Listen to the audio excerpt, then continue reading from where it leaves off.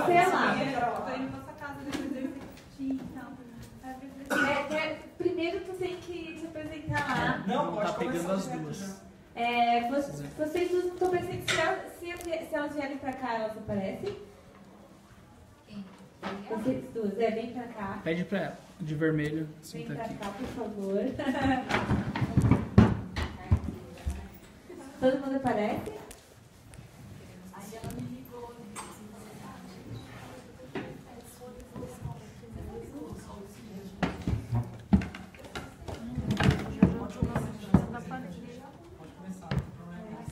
São os seus seguidores, vai, fala lá. Então vai ficar de pé, né? Fala lá. Então fica de pé, vamos ficar de pé, né? Isso. Fica de pé. Tu é o host. Bom, boa noite, pessoal. Boa noite, pessoal do Combate ao Câncer. A gente está aqui na Livraria da Vila para um evento em parceria. Quer dizer, quem está organizando é o Instituto Quimioterapia e Beleza. E eles me convidaram para participar hoje aqui dessa mesa redonda, né? Organizada pela Flávia. E vocês estão aí assistindo pelo Facebook, pelo Instagram. Se vocês quiserem, podem mandar perguntas. Tem muitas, acho que a maioria aqui é paciente, né, passou por isso, então quem quiser saber da experiência delas, alguma coisa que você queira que elas compartilhem, alguma das experiências com vocês, por favor, mandem aí que tem gente lendo e a gente pode ler aqui, elas podem até responder. E agora eu vou passar para a Flávia, que é a idealizadora do Quimioterapia e Beleza, que é quem está organizando, que vai conversar um pouquinho com vocês. Oi, gente. Oi, meninas. Obrigada pela presença. Estamos aqui hoje justamente para trocar experiências, né? Eu trouxe a Gi, que é minha convidada especial de hoje, onde ela vai começar contando um pouquinho sobre a experiência dela como modelo, que passou pelo tratamento oncológico, que nem eu e que nem essas mulheres lindas. E a gente vai conhecer todas elas hoje. Cada uma vai ter que falar um pouquinho, hein?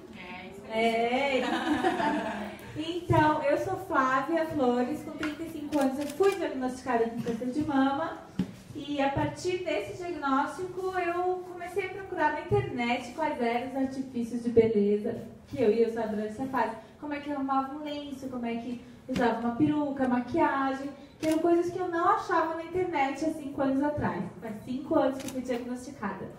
E a partir disso surgiu quimioterapia e beleza. Mas todo mundo já sabe, eu vou passar para a Gi, que ela vai contar um pouquinho a sua história.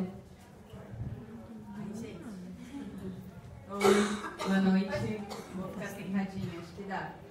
A maioria das pessoas aqui presentes já me conhece. Na real, a gente tem um grupo de WhatsApp bem um pouco mais íntimo, né? Onde a gente se fala e a gente fala sobre os problemas cotidianos da vida normal. E hoje a gente está aqui para não sei quantos mil seguidores do Combate ao Câncer. Nossa, muito! Quimioterapia da Beleza. Eu sou modelo, todo mundo me conhece, quer dizer, no Instagram como Gicharaba. Eu sou militante da causa agora. Eu falo como eu levanto a bandeira da autoestima, do empoderamento feminino. Eu acho que isso que falta para muitas mulheres. Não é o fato só de você aceitar uma doença, aceitar o câncer. É o fato de você aceitar todo um processo de mudança que vai ocorrer com você durante 8 meses, 7 meses, né? Então, assim, eu costumo dizer que cada uma escolhe um artifício não só de beleza, mas um artifício que consiga, de uma certa forma, se olhar com mais clareza no espelho, uma forma mais confortável, de se ver, de se aceitar. A Flávia, pela história dela, montou Quimioterapia da Beleza. Ela faz uma campanha muito bonita de lenço, certo? Eu fiz como modelo uma campanha de lenço, mas eu não usei lenço, né? É uma coisa minha, eu uso uma peruca. Linda peruca. Ela tá de peruca, olha. Eu tô de peruca. O cabelo tá crescendo, já faz 1 ano, mas eu tô de peruca.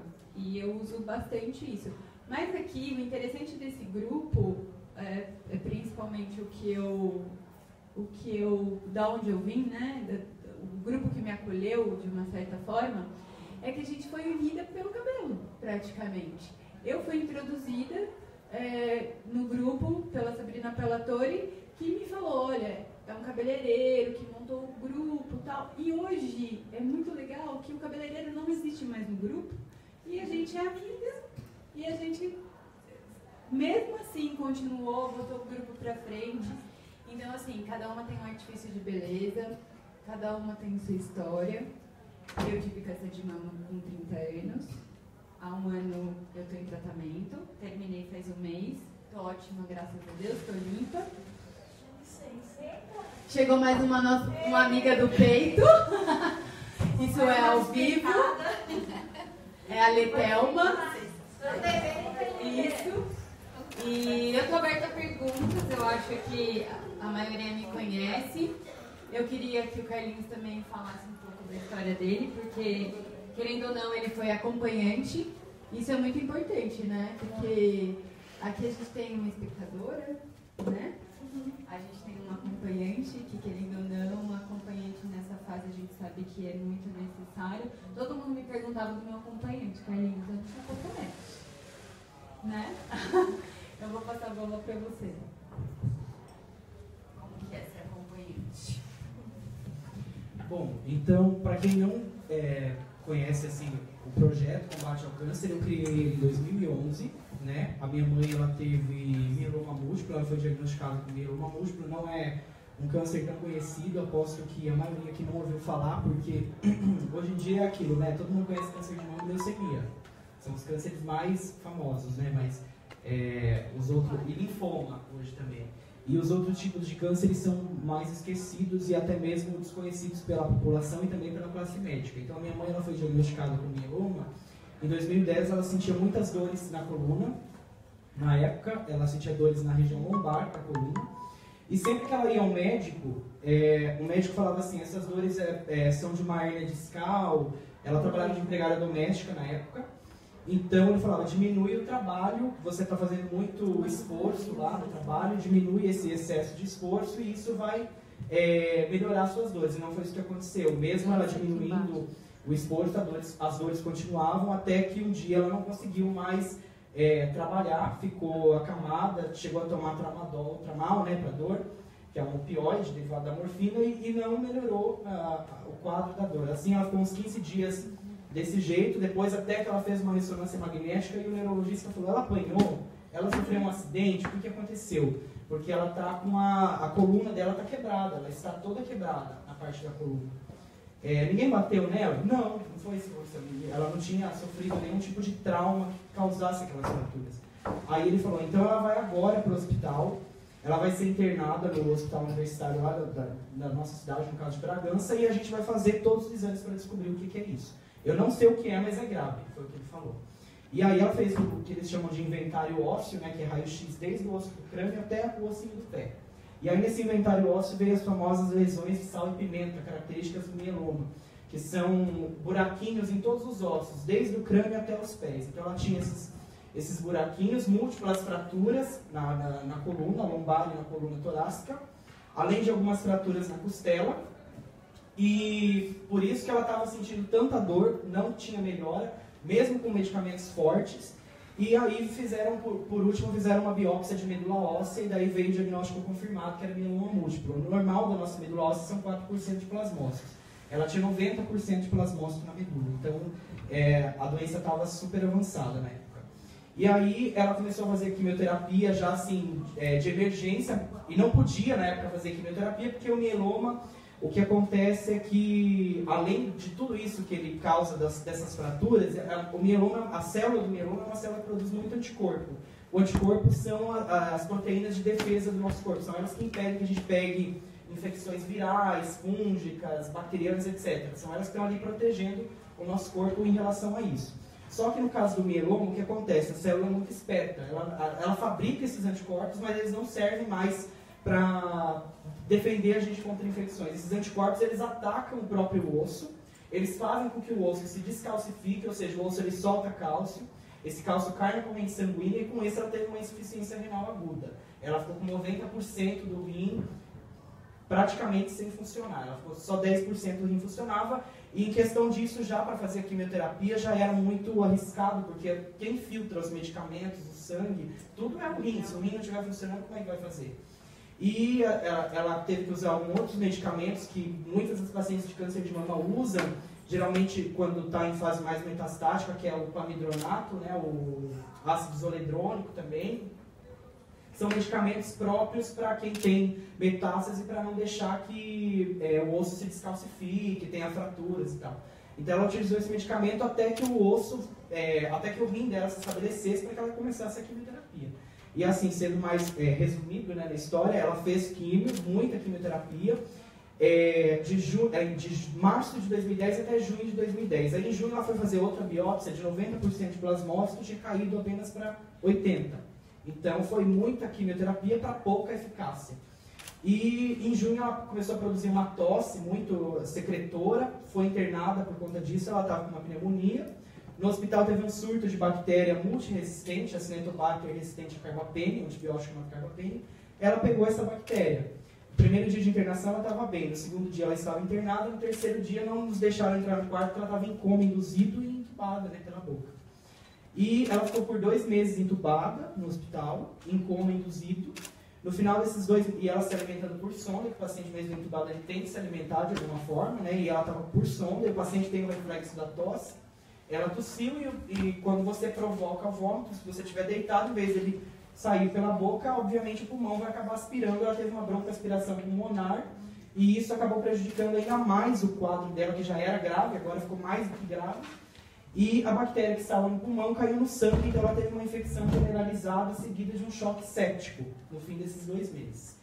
E a médica da época, a residente, falou: olha, a visita está liberada, podem trazer quem quiser para ver a sua mãe, a gente não sabe se ela vai passar de hoje, porque o quadro dela é grave, ela já tomou todos os antibióticos que tinham no hospital, vancomicina, meropenem, carbapene, antibióticos fortes, e que não resolveram o problema.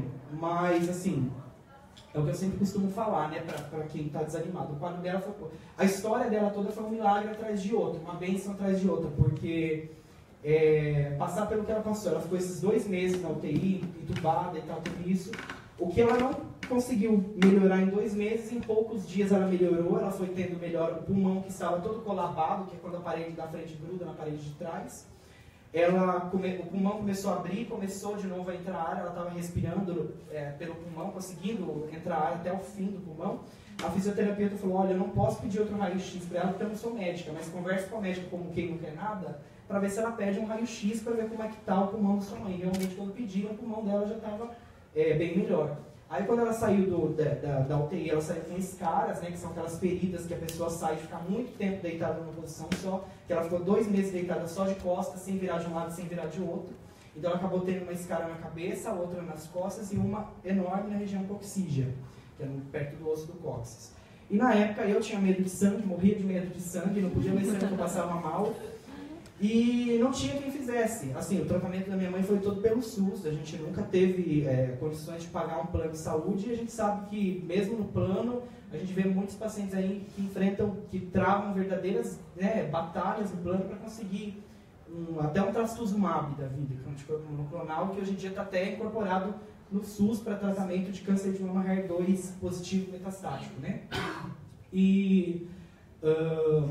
ela depois disso, eu comecei a ter que fazer os curativos dela, porque no posto de saúde você ia pedir para vir, o posto é para um bairro todo. Ela falava: olha, eu posso vir hoje, posso voltar semana que vem. Não é assim, a gente sabe que uma escala tem que fazer curativo manhã, tarde e noite, todos os dias, para não causar outra infecção grave. Então eu acabei aprendendo a ter que fazer curativo, aplicar injeção, porque quimioterapia abaixa a imunidade, começa a baixar a contagem de massa, você tem que dar aquela injeção de eritropoetina para aumentar a contagem de glóbulos vermelhos, depois filgastrina ou granuloquine, que é o mesmo nome, para aumentar a contagem de glóbulos brancos para quem fica com a imunidade muito baixa na quimioterapia. E a gente sabe que os tumores de medula óssea, linfoma, leucemia, mieloma, são os cânceres que a quimioterapia é um pouco mais agressiva e a pessoa fica com a imunidade ainda mais debilitada. Então eu acabei tendo que aprender. Uma vez eu fui no posto de saúde, eu pedi para eles irem lá aplicar a injeção, e falaram: eu não posso, mas você tem coragem de treinar em você mesmo para chegar em casa e fazer nela? Falei, coragem eu não tenho, mas precisa, né? Daí ele falou, então vamos na sua barriga aí, mas eu não vou desperdiçar remédio porque não pode, né? Daí ele colocou o soro fisiológico lá e falou, você vai dar aqui, aqui, aqui, que era subcutânea, né? Lógico. Mas aí eu cheguei em casa e falei, mãe, agora é você. E ela morrendo de medo, mas ela falou, olha, nem doeu. Eu falei, então das duas, uma, eu dei muito certo, eu dei muito errado. Mas depois, quando saiu o resultado do exame, os neutrófilos dela estavam mais simples, então tinha dado certo. E depois disso tudo, como se já não bastasse, o mieloma ainda estava lá, porque ela saiu da UTI. Quando você está na UTI tratando uma intercorrência por conta do câncer, por muitas das vezes, ou se não todas, você para de tratar a doença de base, que é no caso o câncer, para tratar a consequência de um tratamento, no caso da quimioterapia, que baixou demais. Quando nós voltamos a tratar o câncer, estava lá de novo, 90% de plasmócitos. O normal é 4%. Aí ela teve que fazer quimioterapia com outros medicamentos, ciclofosfamida, doxorubicina, dexametasona, talidomida, Velcade. Esse Velcade é um medicamento que ele não está, é um medicamento que o SUS não fornece até hoje, ele não está naquela PAC do SUS, que é a autorização de procedimentos de alto custo, que é uma lista de coisas que o SUS deve ou não pagar para o paciente. Então esse medicamento ele não está lá. Aí o que acontece? Na época, quando ele foi prescrito para minha mãe, eu tive que entrar na justiça. Eu processei a prefeitura de Bragança para conseguir o remédio. A prefeitura negou, recorreu, falando que não ia pagar porque não tinha dinheiro. Aí a prefeitura jogou o processo para o estado de São Paulo, e quem responde pela região de Bragança é Campinas. Aí o juiz estipulou uma multa de R$1.000 por dia, não sei para quem que eles pagam, isso deve ser para a União, né? Não sei, por dia que não respondessem o processo. Aí a funcionária da diretoria da saúde lá da região de Campinas me ligou desesperada, pelo amor de Deus, me manda essa receita que a gente precisa comprar um remédio para ela. Aí na época a empresa parou de fabricar o medicamento para mudar o número de lote. Graças a Deus um outro paciente tinha tido efeito colateral, não graças a Deus pelo efeito colateral, mas graças a Deus que ele estava usando aquele medicamento, e por conta dele ter tido efeito colateral, o medicamento estava lá guardado para uma oportunidade que ele usasse. E eram 28 frascos, e a minha mãe precisava exatamente de 28 frascos. Então foi emprestado esse medicamento para minha mãe, e lógico que depois com o dinheiro que viesse para comprar o medicamento, eles comprariam para a pessoa para repor no lugar, porque o caso da minha mãe era muito mais urgente e muito mais grave. E aí a minha mãe usou esses medicamentos, todo esse coquetel, esse arsenal, que no mieloma eles chamam o tratamento de arsenal, que é uma verdadeira bomba de quimioterapia, né? Então ela usou todos esses medicamentos, todos em doses altas, porque o mieloma que ela teve foi o mieloma IgG-kappa, muito agressivo, e em novembro de 2011 ela conseguiu remissão completa da doença. Remissão, você fala remissão quando você faz um exame, um hemograma, um exame e tal, e você não acha mais evidência da doença, nenhum sinal da doença, mas isso não significa dizer que você esteja curado. Só que naquele momento você não está com a doença. Só que a gente sabe que para o mieloma isso não basta. Você precisa fazer um tratamento que vai consolidar tudo isso que você passou, que é o quê? O transplante de medula, seguido por altas doses de quimioterapia, seguidas por um transplante de medula. Então, o que acontece? A dose de quimioterapia, estou chutando aqui um exemplo, mas é mais ou menos isso. Por exemplo, a dose que ela ia tomar em 2 anos, nesse transplante ela tomou em 3 dias. Então, é uma dose, assim, realmente cavalar. É um esquema que ela fez chamado MEL 200, que é MEL falando em altas doses. Esse medicamento, ele deixa a pessoa no estado de aplasia medular. Você destrói todas as células de imunidade, você vai fazer o exame e está tudo zero lá, está tudo destruído, você está sem defesa nenhuma. O quarto que você fica é restrito no transplante, não é qualquer pessoa que pode entrar. Ela fez esse esquema, zerou todas as células dela, aí ela, no D0, que eles falam, que é o dia do transplante, eles vêm com a medula que ela já tinha coletado previamente, que era a medula dela mesma. Eles vêm com a medula congelada dentro do quarto, descongelam ela em banho-maria, numa panelinha em banho-maria, e infundem de volta no catéter que foi instalado na veia subclávia. E foi isso que ela fez. Aí todos os dias que sucedem o transplante, você vai falando D+1, D+2, D+3, D+4, D+5, e assim sucessivamente. Para um transplante autólogo, até os 90 dias são perigosos, né? Que você fica sem defesa, você nasce de novo, você tem que tomar todas as vacinas que você tomou quando era nenenzinho, você tem que fazer um cartão de vacinação novo e tomar tudo de novo. Foi isso que aconteceu com a minha mãe, ela teve que tomar tudo de novo há pouco tempo atrás. E, assim, o que eu falo muito, né, não só o paciente de mieloma, nem o acompanhante do paciente de mieloma, mas todos os pacientes de todos os tipos de câncer e os acompanhantes de todos eles. Que você acaba fazendo um curso de medicina ou um curso de oncologia, né, sem querer, porque você acaba... A maioria dos pacientes é assim, claro que eu também já conversei com paciente Que eu falei, olha, você queria saber da sua doença? Ah, não quero saber, só ia lá com o médico, eu prefiro não saber para não ficar com medo, impressionado, ou ficar depois pensando naquilo e atrapalhar o meu tratamento. Mas a gente sabe que hoje em dia a gente vê aí muitos pacientes engajados, eu acredito que seja o caso de vocês que estão aqui hoje, que são pacientes que até, eles não falam só o nome do câncer, porque hoje em dia o câncer ele não tem só nome, ele tem nome, sobrenome, CEP, endereço, RG, CPF. A gente sabe que o câncer, ele não é só câncer de mama, mas qual câncer de mama? É HER2 positivo, é triplo negativo, então você tem... hoje em dia a gente vê paciente que, se bobear, se o médico errar uma coisa, ele fala, não, doutor, meu câncer é esse, não é esse. Então a gente sabe que hoje em dia acontece muito disso. Sou bem dessas. E isso é muito bom, eu acho, né? E, assim, no meu caso, eu como acompanhante, né? Assim, só terminando a história, minha mãe fez o transplante, passou por tudo isso, hoje ela está em remissão completa. Ela fez o transplante no dia 13 de agosto de 2012, às 3 horas da tarde. E até nos dias de hoje ela está em remissão completa, sem sinal da doença, nenhum exame, nem eletroforese de proteína, nem mielograma, nem biópsia de medula, nada, tudo negativo. E eu nunca quis fazer medicina, como eu falei agora há pouco para vocês, eu sempre tive medo de sangue e tal, e depois disso eu acabei, eu acabei pensando assim, eu podia ajudar outras pessoas do mesmo jeito que a minha mãe foi ajudada, do mesmo jeito que nós somos ajudados, porque quando às vezes a gente fala tratamento SUS, a gente pensa, é uma porcaria, eu já ouvi isso de muitas pessoas, não presta e tal. É claro que a gente sabe que o sistema público tem aí as suas deficiências, ele não é perfeito, ele não é mesmo. Mas a gente sabe que dependendo dos lugares que o paciente está em tratamento, que ele está em acompanhamento, o tratamento, eu já ouvi pacientes falarem, puxa, um tratamento do SUS, olha, eu conheço uma pessoa que fez no particular e parece que o meu foi melhor que o dela. Eu já ouvi isso de pacientes, então a gente sabe que tem lugares aí que o tratamento é muito bom. E o tratamento da minha mãe ele foi muito bom. A minha mãe, quando ela ficou internada, ela foi internada aqui no Hospital de Clínicas, porque em Bragança não faz transplante, então ela ficou aqui em São Paulo. Também foi muito bom o tratamento aqui. E eu acabei pesquisando muito depois que ela teve o câncer, porque eu queria saber mais sobre essa doença. Não só sobre o mieloma, mas sobre todos os outros tipos de câncer. Então eu acabei criando a página Combate ao Câncer. Eu criei em dia 30 de setembro de 2011, a página Combate ao Câncer.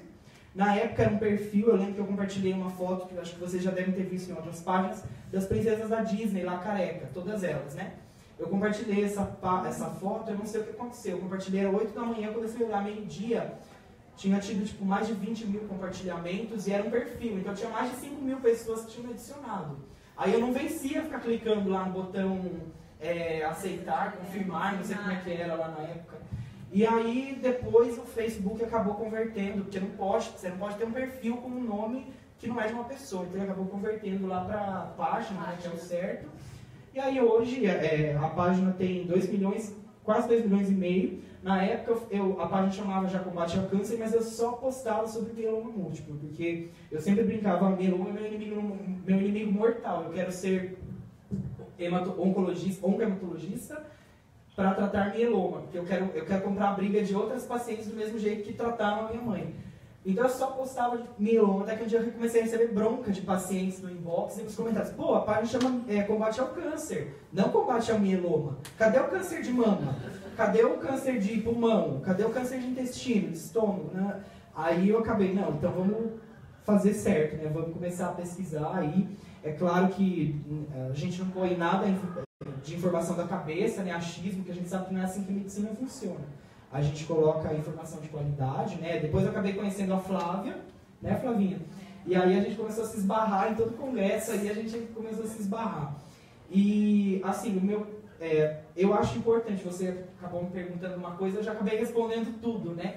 Mas eu acho super importante que o paciente tenha acompanhante, porque, assim, primeiro para o diagnóstico, né, o que a gente vê bastante ser falado em congresso é o seguinte: se você não, por exemplo, eu não tenho câncer, mas eu cheguei no consultório, preciso saber o resultado de uma biópsia, e o médico me falar, você tem câncer, a partir daquele momento, tudo que ele falar depois daquilo, eu vou ficar escutando, é que nem aquele desenho dos Simpsons, eu vou escutar ele falar blá, blá, blá, blá, blá, eu não vou saber mais nada. Então, a partir do momento que você tem um acompanhante, para ficar ali, o médico falou que você tem que fazer isso. Tá, o médico falou, o paciente não quer, mas o acompanhante chato, o acompanhante que fica ali pegando no pé, que é chato, que às vezes o paciente tem vontade de esganar, esgoelar o acompanhante, ele está ali falando para o médico, olha, o médico falou para você não comer, por exemplo, coisa crua, sem lavar lá, colocar o hipoclorito de sódio, colocar no cloro, porque pode dar contaminação, porque essa imunidade baixa. Então é bom às vezes ter uma pessoa para pegar no pé. Claro que a gente pega no pé por bem, né? A minha mãe mesmo, eu peguei no pé dela para várias coisas. Eu falava, olha, não vai tomar água gelada porque você está com a imunidade baixa. Pode ficar resfriado, pode dar gripe. Ou não vai sair na rua sem máscara. No tempo que ela estava fazendo transplante em São Paulo, ela tinha que sair com aquela máscara bico de pato, que é ainda mais restrita do que aquela máscara normal. Então eu falava, olha, não esquece da máscara para sair na rua. Ah, mas você é chato, viu? Não, sendo chato, mas eu tô pegando seu pé pro bem, né? É pro bem. Então, assim, respondendo a sua pergunta, né? Ao mesmo tempo que você falou, você não teve um acompanhante, que pena por esse lado, mas também que bom, porque você acabou se tornando quem você se tornou. Porque eu vejo que do jeito que a gente estava conversando aqui nos bastidores, antes de começar o nosso bate-papo aqui, e assim, você acabou sendo a sua própria acompanhante, porque eu vi a força que você estava falando que dá nos grupos do WhatsApp. Puxa, isso é uma coisa fora do comum, porque a gente vê tantos pacientes também que eles não têm força nem para eles, sabe? Eu já vi isso no inbox. Eu passei por esse momento também, Carlos. Então, assim, o que acontece, eu vou falar, quando eu descobri tudo isso e me vi sozinha, eu moro sozinha e eu fiquei realmente desesperada. E você procura realmente em quem se espelhar, você vai atrás da internet. Então, por isso que eu acho que a sua página é tão bem acessada, a página da Flavinha também. Mas você procura mais mulheres, mais pessoas que tiveram o mesmo tipo de problema que você. E quando você percebe que elas são reais, que aquilo está na palma da tua mão, que existem pessoas que tiraram os 2 peitos, elas estão lindas, entendeu? Tem uma outra que já teve metástase, o cabelo já caiu 2 vezes, mas elas estão ótimas, são super positivas. Então você percebe que aquilo, o câncer, ele é muito mais real, entendeu? Do que imaginário, porque eu não me imaginava tendo câncer. Só que, por um outro lado, eu não tive acompanhante. Eu tive vários. Eu lembro que em vários momentos, eu jogava um áudio no grupo desesperada, porque eu recebia a informação do médico e eu desesperadamente passava aquela informação para uma delas me ajudarem.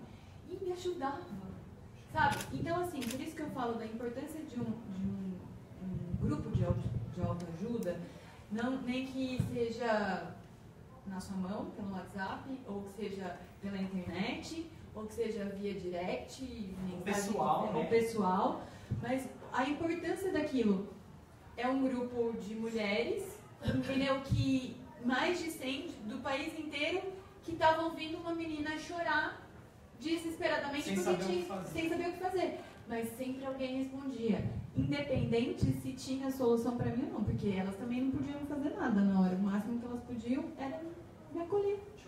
Me acolher, me ouvir. Então, acho que eu falo do acompanhante porque todo mundo geralmente me pergunta, Gi, você mora sozinha? Gi, o seu acompanhante?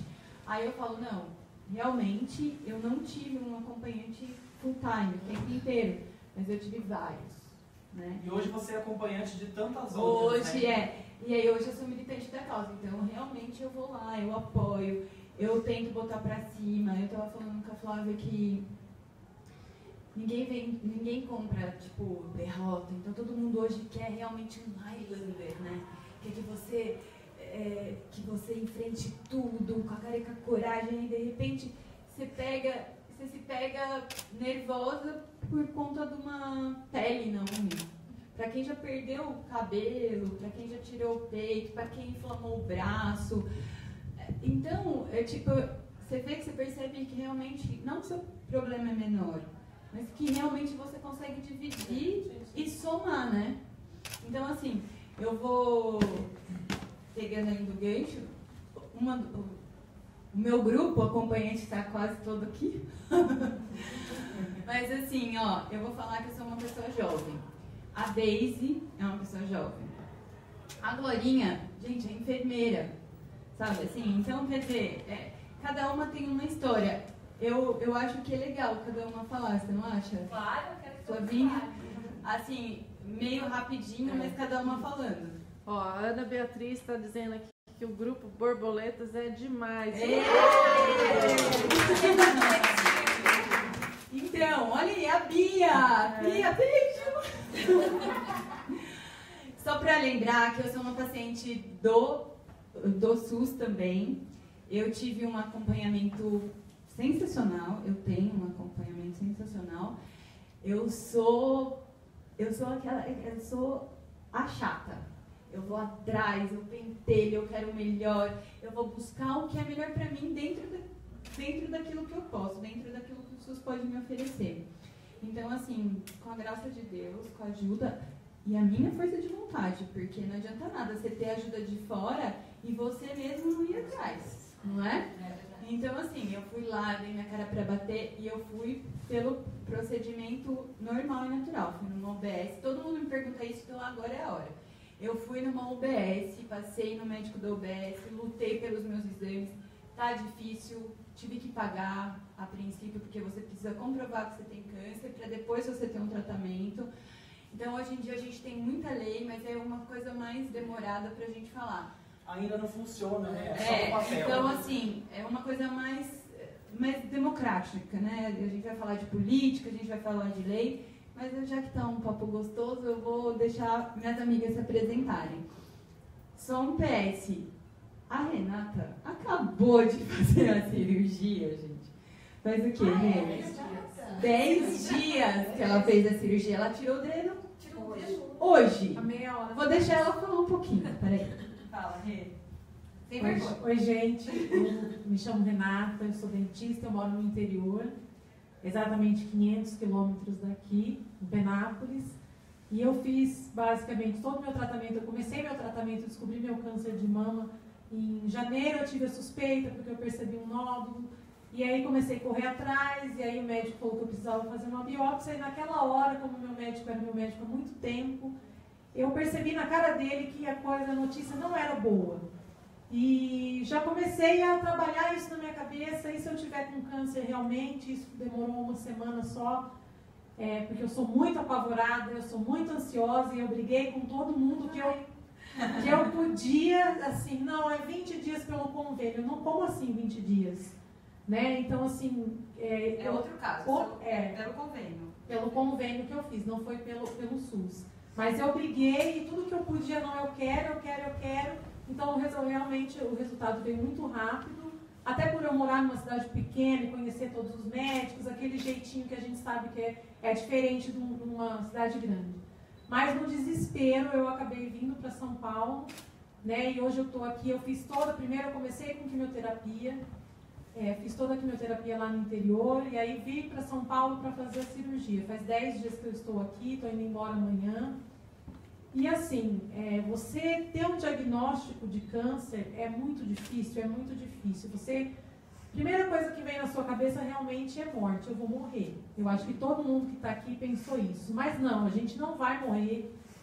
É muito difícil passar por tudo isso, mas não é impossível, tá? A prova aqui que está todo mundo aqui saudável, lutando, umas já curadas, outras ainda na luta. E assim, a gente aprende muita coisa. Uma delas, como a Flávia está aqui, né, montou quimioterapia, beleza, é possível sim. Eu sempre corri muito, sou mãe de 2 filhos pequenos e sempre tive aquela história, não dá tempo. O médico quer, a dermatologista quer que eu passe protetor solar todo dia. Impossível. Não é impossível. Não é impossível você se cuidar. Então eu aprendi muito. Eu acho que a doença vem para te mostrar alguma coisa que não está legal também na sua vida. Eu acho que a gente tem que tirar alguma coisa de bom, porque se você ficar jogado numa cama pensando, eu estou doente, eu vou morrer, você está doente e você vai morrer.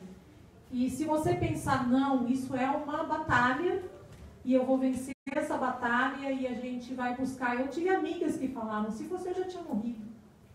Né? A coragem vem. E a coragem vem, você busca estímulo. Eu tive pacientes que não queriam me procurar no consultório porque eu estava doente. Tive pacientes que ligaram no meu consultório para perguntar para a minha secretária, assim, mas eu preciso de um horário. porque eu fiquei sabendo que ela está doente, ou seja, antes que ela morra, ela tem que me atender. Então, assim, eu escutei todo tipo de coisa e, assim, eu não deixei isso me abater. A minha secretária foi muito meu braço direito e eu falava para os meus pacientes, eu preciso de vocês aqui porque eu tenho que ter um motivo para viver, né? Eu amo a minha profissão, eu amo a minha família, acima de tudo, e eu sempre falei, não, eu vou vencer e eu estou aqui.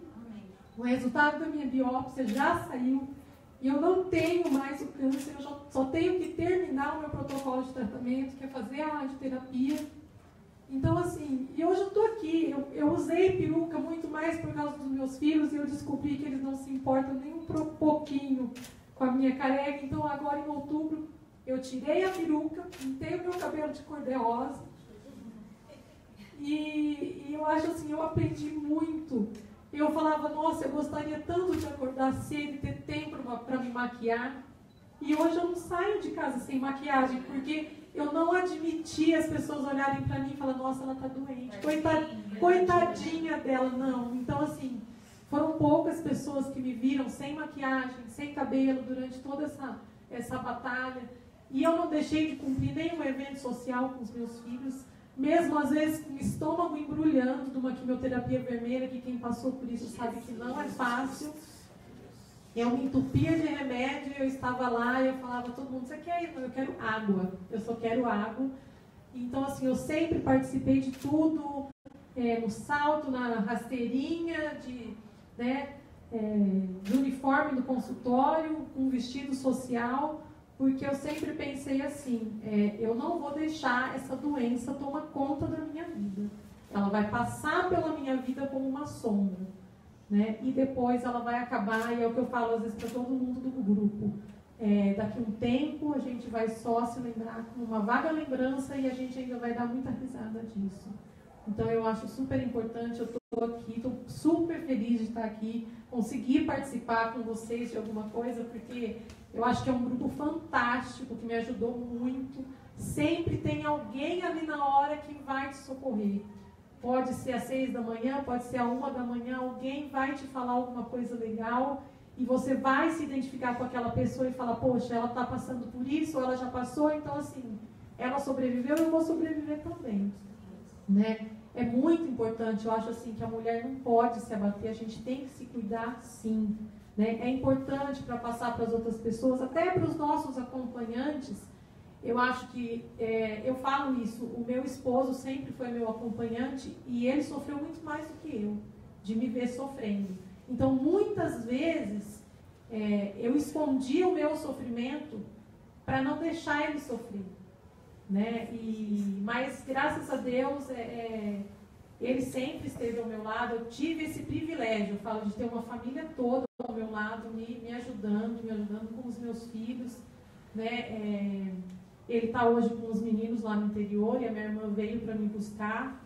É uma parte muito difícil também para a gente que mora longe, ficar tanto tempo longe dos filhos. Eles vieram no feriado, já voltaram e assim, eu vou falar para vocês que foi o dia mais difícil da minha vida. Foi ontem, quando eles entraram no carro e eu tive que ficar. Eu acho que pensando, eu falo assim, foi pior do que qualquer quimioterapia vermelha, porque eu ia e voltava e eles estavam ali do meu lado, mesmo se eu tivesse deitado. Então, assim, para mim realmente foi muito difícil ontem. Mas passou, eu tive um dia super agradável hoje e amanhã com certeza eu estou lá.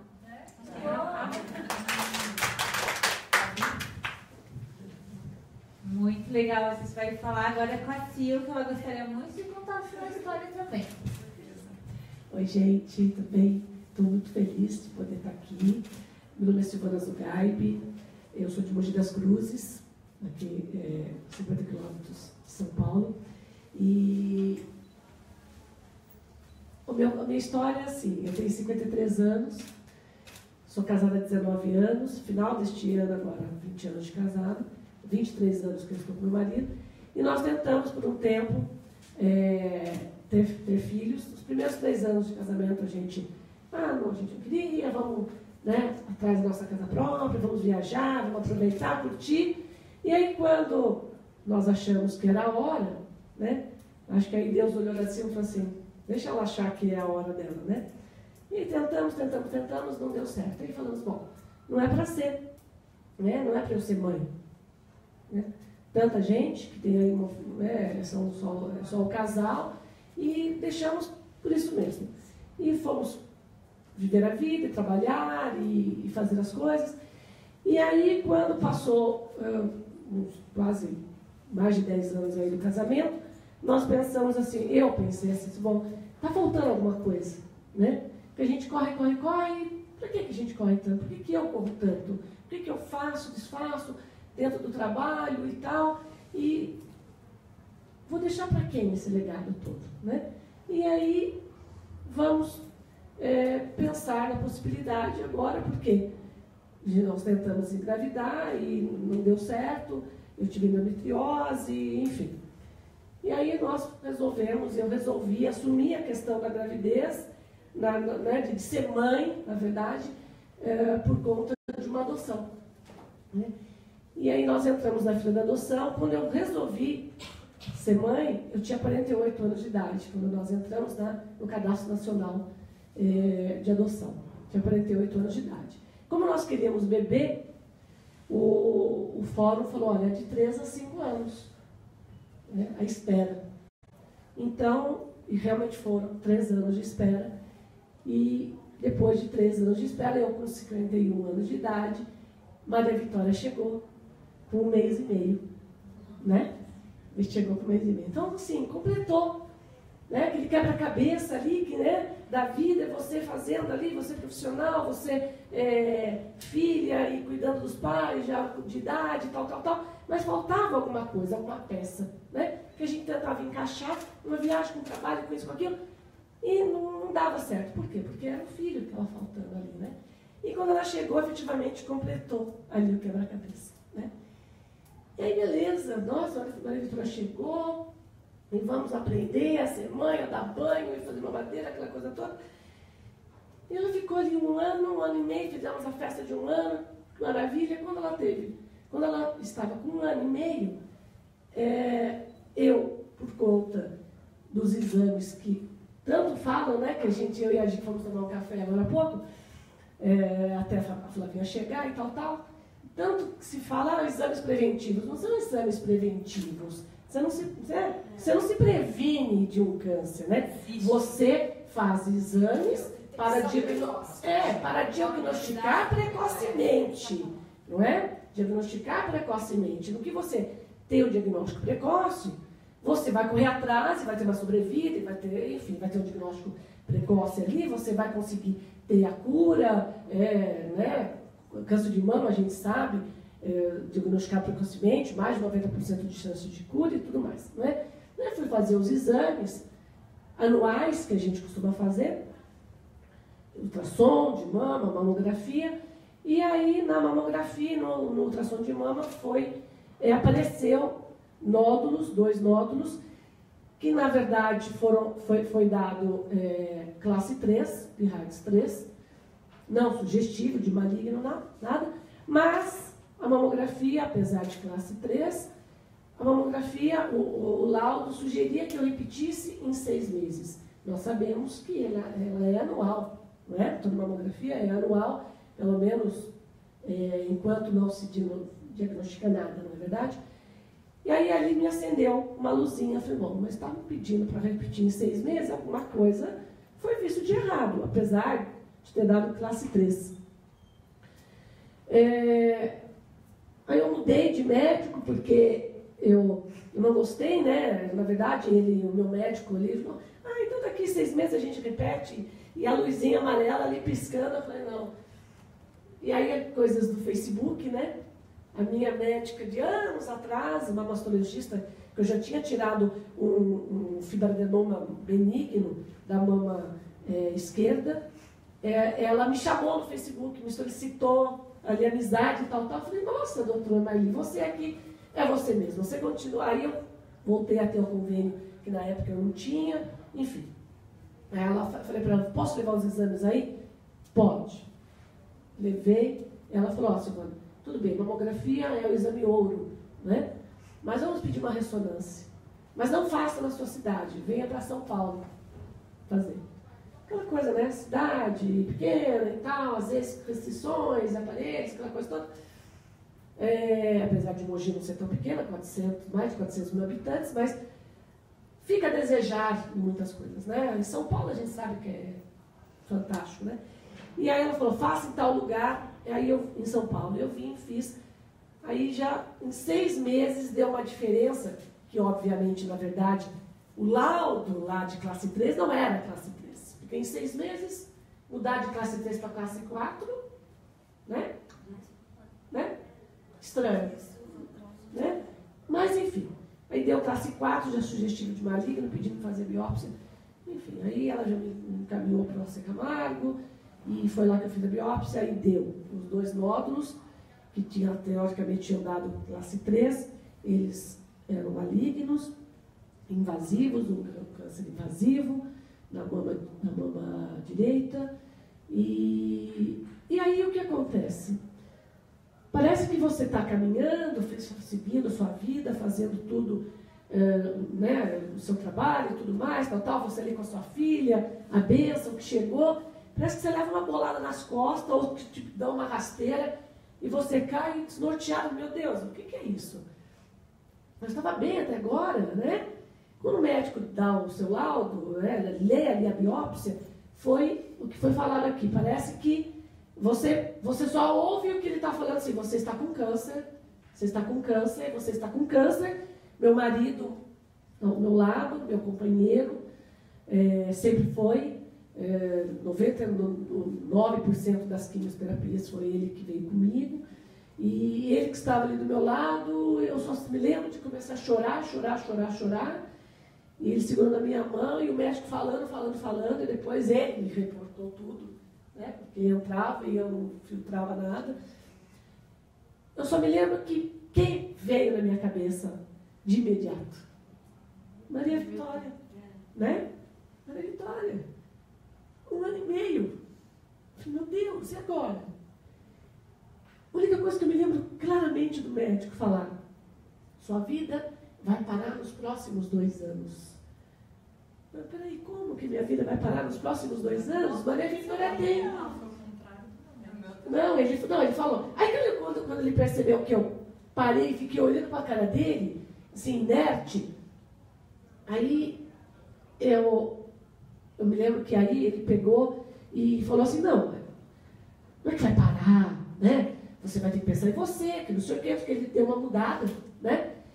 E eu fiquei pensando assim, não tem como parar a minha vida nos próximos 2 anos. Eu tenho Maria Vitória de 1 ano e meio, né? E quando eu comecei aqui, eu levantava os bracinhos e falava assim, colinho, mamãe. Eu fiquei muito mal, eu tive muito efeito colateral, muito mal mesmo. E eu não tentava com o meu corpo, quanto mais carregá-la, né? Mas eu falava assim, não, hoje eu não estou legal. Mas se amanhã eu acordar bem, eu vou carregá-la, eu vou abaixar, vou brincar. Nem que eu tenha que pedir ajuda para levantar, mas eu vou abaixar para brincar com ela, 1 ano e meio, né? E foi dela que veio a minha força. Quando o cabelo começou a cair, e que eu não tinha coragem ainda de, nos 15 primeiros dias da quimioterapia vermelha, eu não tinha coragem de raspar, meu marido falava, se fosse eu, raspava. Mas homem é mais fácil, né? A gente precisa ver para crer, não cara, é? Não é? Não é? Ou alguém tem uma opinião. Não, então, eu não consegui. Eu não consegui. Quis ver para crer. Sabe o que acontecia? Eu olhava no espelho e eu via cabelo. Aí eu falava assim, não, mas eu tenho cabelo, eu vou raspar. De repente esse cabelo que está aqui, ele não vai cair mais, né? Eu pensava. E aí eu falei, não, chegou um dia, eu fui tomar banho de manhã, e aí eu penti, saiu um tufo de cabelo assim, ficou 3 fios, foi quando eu fiz um videozinho, soltei na internet, e esse vídeo teve uma repercussão muito grande, porque nesse vídeo eu me posicionei muito firme, falando, não é o cabelo, a questão não é o cabelo, é a questão, como que eu devo encarar a doença, né? O cabelo é uma muda, está caindo, faz parte de uma muda, de uma transformação que eu estou passando, que eu vou ter que passar por conta do câncer, né? Por conta da quimioterapia, que ela veio para me curar. Então, é menos 1, é menos 2, é menos 3 sessões de quimioterapia e ela está vindo para me curar. Eu tenho que falar, venha e seja bem-vinda, porque você vai tirar aquilo que não me pertence. Eu estou hoje com a doença, mas ela não me pertence.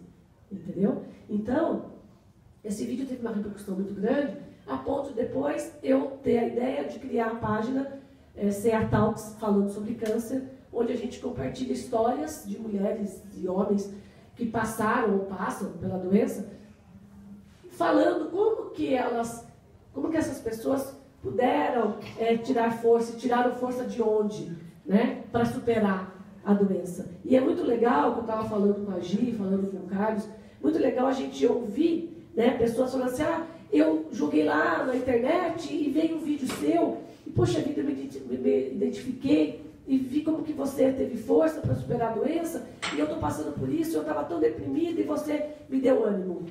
Você fez com que eu sentisse que eu não estou sozinha nessa luta. Então, o que eu falo nas minhas palestras que eu levo aí para o Brasil, a gente tem que perguntar o para quê, e não o porquê.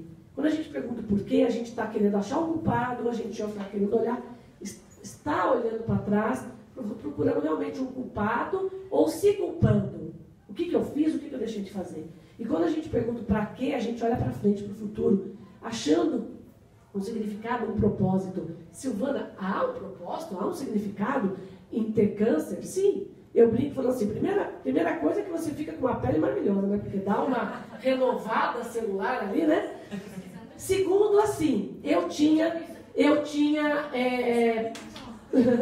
você é muito nova, eu tenho 50 anos, né? 53. Eu tinha escova progressiva, né? Meu cabelo sempre foi cacheado, e 10 anos com escova progressiva. Falei, gente, eu estou escrava dessa escova progressiva, não aguento mais. Tá vendo a palavra? Tem força, porque aí o que aconteceu? Fiz químio, caiu tudo. Fiquei careca, né? Aí fui lá, raspei, né? Quando ficou os 3 fios lá, raspei tudo. Fiquei carequinha. Aí começou a crescer, como? Cacheado. Por quê? Porque o meu DNA é cacheado. Então agora eu vou deixar cacheado. Porque minha filha tem cabelo cacheado, né? É do coração, linda, Maria Vitória. E ela tem cabelo cacheado. E ela fala assim pra mim, mamãe, você tem rolinho que nem eu. Os rolinhos assim. Então, não me tem rolinho que nem você agora. Que 10. Então, assim, a gente tem que perguntar o para quê. Buscar realmente o significado, um propósito. E mostrar que a gente pode e deve aprender com a doença. Ressignificar. Mudar de posição ali na prateleira da vida o que é importante. De repente, você se importava com coisa que era tão... que hoje você fala assim, gente, me importava com isso, nada a ver. Então, sabe, se chegar mais a seus pais, se é o caso, dar valor a amigos, a pessoas, a grupos, a pessoas que te acolheram, levar uma palavra positiva, enfim, não importa. Você vai entender o porquê, na verdade, o para quê você está passando por tudo aquilo ou passou por tudo aquilo.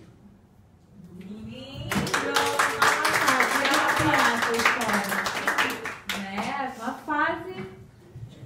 Eu sempre falo de uma fase muito interessante que a gente passa durante o tratamento, de autoconhecimento, né? Que ninguém sai... Tchau. Ninguém sai a mesma pessoa, né, que entrou no processo. A gente vira super mulheres, né? Eu acho. Posso fazer uma pergunta para você, Flávia? Fala, Gi. Você acredita em prevenção de câncer de mama? O que Eu você acredito acredita? Você acredita que exista prevenção? Qual é o seu ponto de vista nesse aspecto? Eu acho que existe prevenção, sim. Estilo de vida. Mas você acredita numa prevenção? Sim. Eu não acredito. Se eu tivesse comido melhor, se eu tivesse me exercitado mais, Você acha que você não teria? Sim. Mas e as mulheres que fazem... Esse é o debate. Vamos para o debate. Isso, eu acho que essa é a ideia. Vou falar alto. Tá ouvindo, Débora? No meu diagnóstico, daí eu perguntei para a médica, né? Eu falei, puxa, mas não perguntei. Eu falei bem porque eu levei meus 3 filhos para ouvir, né, direito o que era a proposta. 3 filhos adultos. E perguntei, puxa vida, amamentei esses 3, falam que mulher que amamenta está protegida de câncer de mama e isso aí é furado. Ela disse assim, Glória, olha, pode comer carne, não comer carne, pode meditar todo dia, pode ser zen, pode ser o que for, pega todo mundo. é uma coisa aleatória. Não se sabe ainda. Então, a prevenção... Então, o que tem mesmo é isso de detecção precoce, sabe? Porque é lógico, né? Se você faz um exame, descobre e traz... Oi? Você foi detectada precocemente. Fui. Foi. Porque o meu não tinha nódulo, não era um nódulo. Eu tinha na mama inteira, todo o ducto de leite tinha microcalcificação. E isso era muito bom. Então não ia palpar. Aliás, em 2009 eu tinha tido uma mastite inespecífica. Isso não é, quem tem mastite é quem está amamentando, né? E não no meu caso. Então eu comecei a fazer acompanhamento da mama. Sorte, né? Comecei a fazer. E é uma mama displásica, uma mama muito densa. Então, uma hora ela falou pra mim, não faz palpação. Aliás, isso está caindo de uso. Não é para nenhuma mulher fazer praticamente palpação, porque não sabe, não pega, não... E aí, qualquer carocinho mínimo que não é nada, às vezes pré-menstrual, ou ela fica maluca. Então, no seu caso... Não faça, porque você não vai adiantar. Eu, com muita experiência, não... Oi? No seu caso. Na maior parte dos casos. Está caindo. É mesmo mamografia. E não palpação, porque as pessoas são bastante... Todo mundo é leigo, né? Fala a sua profissão. Eu sou enfermeira. Né? Então ela falou, não faça, porque é uma coisa muito específica. Eu estou fazendo mamografia anualmente, sempre acompanhada do ultrassom, porque a mamografia é inconclusiva no meu caso. E aí fiz em julho do ano passado a mamografia e a técnica fez vou fazer mais uma. Sabe aquilo que quando não dá para ver bem, manda fazer de novo, mas no caso não, ela pedia, vou fazer uma imagem a mais, a médica vai gostar de ter essa outra posição. Eu falei, né? Daí, depois de um tempo, ligou um médico para mim. Isso no Hospital São Paulo. Glória, venha para saber o resultado. Daí fui, essa médica que me acompanhava há muito tempo, a doutora Simone Elias, ela disse, Glória, a gente já sabe o que você tem. Eu não queria nem te pedir uma tomografia, porque se vier negativo, a gente não vai confiar. Tem que ser biópsia. Vamos marcar? Marcar não, tô aqui, você tá aí, faz agora. Fez, veio negativo, veio o mamilo, a parte externa já veio positivo, já veio câncer, uma doença de Paget. E interno negativo. Colhe de novo, tudo demorado, muito demorado, que 3 semanas, depois viraram 4 semanas, daí de novo, daí veio positivo. Só que o Hospital São Paulo, que foi o meu hospital escola, que eu estudei lá, está muito carente agora. Já faz um tempo, mas agora está demais. Então eu não quis, tive que abrir mão da médica que me acompanha há tanto tempo, porque eu queria ir em outro hospital. E eu tinha meu primeiro emprego, tinha sido no HC, trabalhei no pronto-socorro do Hospital das Clínicas, daí entrei em contato com uma amiga que ainda está lá e consegui uma consulta na Ginep, então eu não fui pela unidade básica, porque eu tinha outros meios, né, que sou da área. E daí a médica falou, mas você tinha que estar aqui mesmo, porque punha o meu nome, a minha ficha corrida de 7 anos de pronto-socorro estava assim, não, você era nossa mesmo, né? Só que, gente, incrível que hospital público do SUS, né, meio sem grana, um não aceita o exame do outro. Colhe biópsia no HC, porque só entra no ICESP com a biópsia e com o resultado positivo do HC.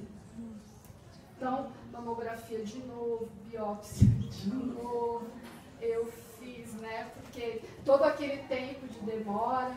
Daí entrei, então, no ICESP, e a minha cirurgia foi em janeiro, né, dia 18 de janeiro desse ano, foi uma mastectomia direita, né, então total, mas não sem esvaziar os gânglios, tiraram 7, e esses 7 linfonodos vieram negativo.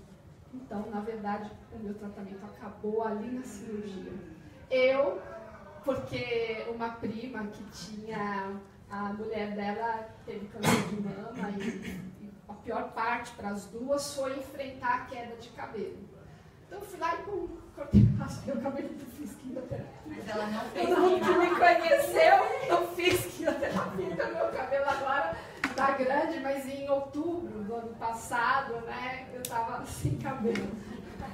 Mas não foi careca, mas foi aquilo assim, sabe? Como tá o seu agora, talvez? É porque quando cai o cabelo a gente fica careca de testa. Então, de testa. Eu não tive. Exato, não fiz isso, né? E só que depois foi toda a peça para o anátomo patológico, né? E daí veio que a margem estava comprometida. Margem inferior e uma outra margem comprometida. Isso eram 40 dias da cirurgia, já estava tudo cicatrizado, mas aí é que tá, quando eu vejo vocês falando e bom, quem é de convênio e lutando pelos direitos, eu fui e falaram que estava comprometida, faz de novo, para marcar a cirurgia. Nesse de novo, deu, mas é assim, não é 1 milímetro, é nada, sei lá, como é, eu não sei que unidade que é, 1 decímetro de milímetro, entendeu? Uma coisa de nada, livre. Eles me consideraram curada. Então eu tenho uma interrogação enorme, não que eu não me sinta, eu me sinto curada. Falou, tá bom, ok. Você tem um certo medo disso? Muito, porque todo mundo fala, eu ouvi, eu trabalhei 2 anos no Einstein, na oncologia do Einstein.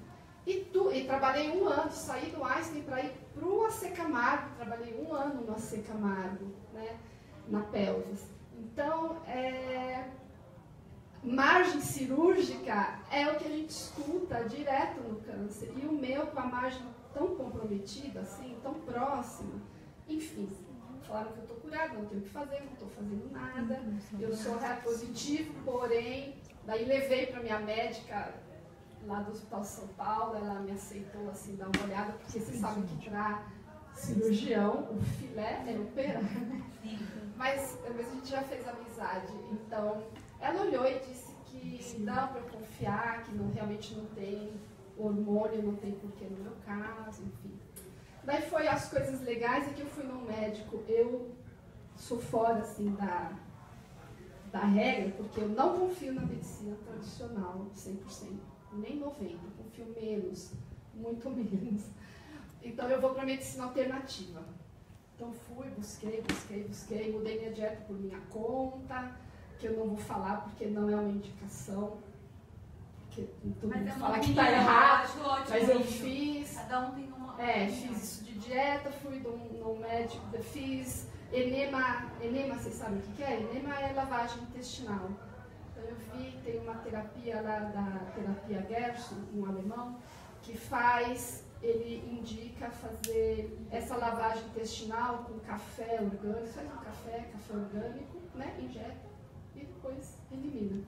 Que isso diminui tudo que tem de efeito colateral de tratamento químico, sem tirar o efeito que tem que ter.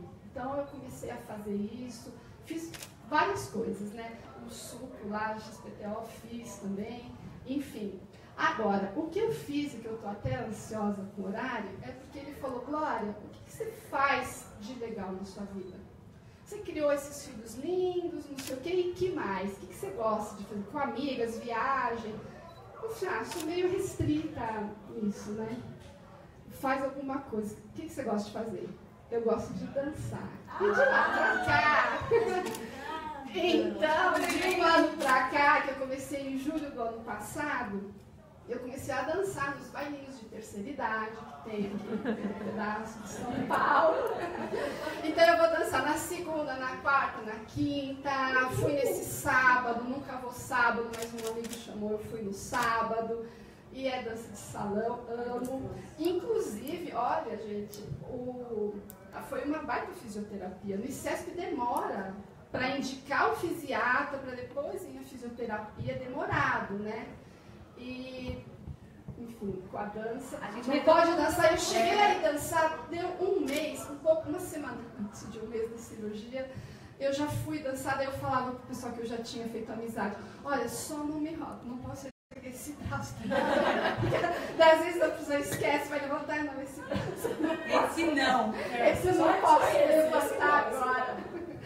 Mas Nossa, mas foi uma fisioterapia, sem dúvida. E pra cá, né? Então eu não recomendo a dança, porque cada um tem um prazer, né? Mas, pra mim, eu me encontrei, entendeu? E é o que me fez esperar pela cirurgia, que eu comecei a dançar em julho. Eu falei pra vocês que o diagnóstico veio depois. Eu comecei quando aquela mamografia dela ficar falando para fazer mais uma imagem, né? E então conheci pessoas bacanas e tive uma reação que foi não querer muito ajuda das amigas antigas. Eu bloqueei, assim. E conheci só amigas lá na dança, fui sozinha, fui conhecendo, e fui contando e dançando. Foi um divisor, Glória dançante. E depois, lógico, que eu mantenho minhas amigas, elas entenderam que cada um tem uma reação, não é? Mas meus filhos me deram super apoio, minha filha tirou férias do trabalho para ficar comigo direto, então foi super bacana isso. E isso da dança, hoje eu vou nos AIS, ali na Vila Mariana. Vim de rosa porque vai ser lá um baile e hoje, por causa do Outubro Rosa, fala, venham todas de rosa. Então, Que horas que é o baile? É isso? Que horas às é o baile? 9. Corre! Vai! Obrigada.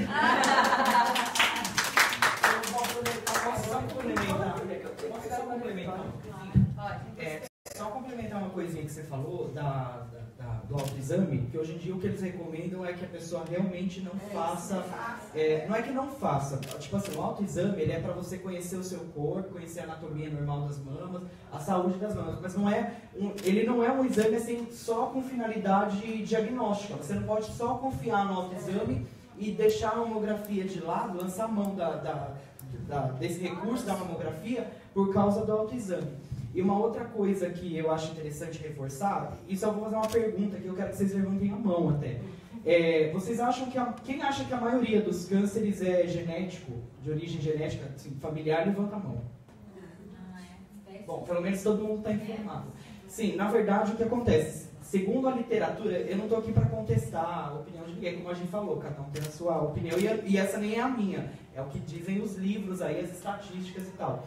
Que o câncer é assim, o que corresponde à genética, né, que são aqueles genes lá, o BRCA, etc., que foi um dos casos mais famosos da Angelina Jolie, que ela já fez logo, tirou as 2 mamas por conta disso, porque o que acontece? De 5 a 10% de todos os casos de cânceres são cânceres genéticos, de origem genética, que são desses genes herdados. Os outros 90%, que a literatura diz, as estatísticas aí dizem, são cânceres esporádicos, então eles acontecem porque tem que acontecer.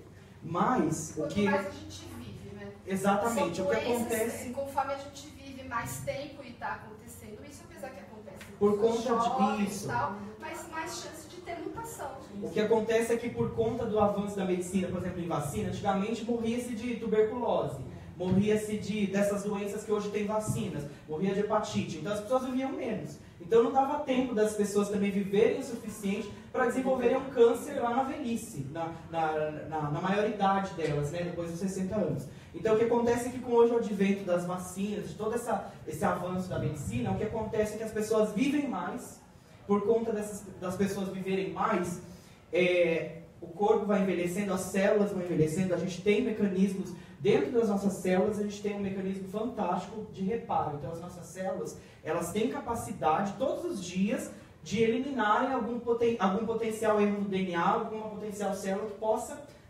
desenvolver aí um câncer. Então isso aí a gente tem essa característica, essa capacidade no corpo. O que acontece é que às vezes o câncer ele pode ser prevenido. Existem coisas, atitudes que a gente pode fazer que podem diminuir a chance da gente desenvolver câncer. Você acredita? Você? Eu acredito que sim. Na prevenção? Não é que eu acredito na prevenção, eu acredito que essas medidas, não é que elas podem fazer com que a pessoa não desenvolva o câncer, mas elas podem de alguma forma reduzir a incidência disso. Sim. Então, o que acontece? Na literatura diz, eles têm vários estudos que falam que por exemplo, as pessoas que praticam atividade física, elas já têm uma chance reduzida de ter. As pessoas que são que não são obesas, né, que a obesidade já é um fator de risco para várias doenças, não só para o câncer, porque a obesidade em si, ela já causa no organismo uma inflamação crônica. Então, o organismo de uma pessoa obesa, ele já tem uma inflamação crônica. Então, o que eu queria falar era mais isso, né, da parte da obesidade, essas coisas que são coisas que podem reduzir a chance do câncer aparecer, né? Então, assim, não é que ele pode ser prevenido 100%, não vai aparecer porque eu pratiquei atividade física ou eu me alimentei certo, etc, etc. Mas eles podem diminuir. A gente sabe que um fator que ele realmente previne o câncer e que faz com que ele não apareça, por exemplo, é o tabagismo. Primeira coisa quando você fala em câncer é não fume. Para a pessoa que não fuma. Mas tem câncer de pulmão que aparece em pessoas que não fumaram. Aí é diferente. Esses cânceres de pulmão que apareceram em não fumantes, geralmente são cânceres genéticos, que daí no caso as pessoas herdaram de algum familiar. Então isso aí é mais assim, questão genética. Mas são algumas coisas que a gente pode fazer para reduzir o aparecimento deles. Pelo menos tentar, né, reduzir. Carlinhos, você não pode responder pra gente sobre o açúcar nesse caso? Então... É um vilão ou não? Então, isso é uma coisa muito abstrata, quando a gente fala... Nutricélula, tá nas coisas que eu tirei. Carboidrato em geral. Gente, a Glorinha dá tchau pra ela, vai dançar. Tchau. Boa dança. Despedir também, que eu estou saindo, porque eu tenho que pegar a minha Maria Vitória, né? Da casa dos meus pais. Ficou famosa hoje, hein? Ficou, né? Estudar o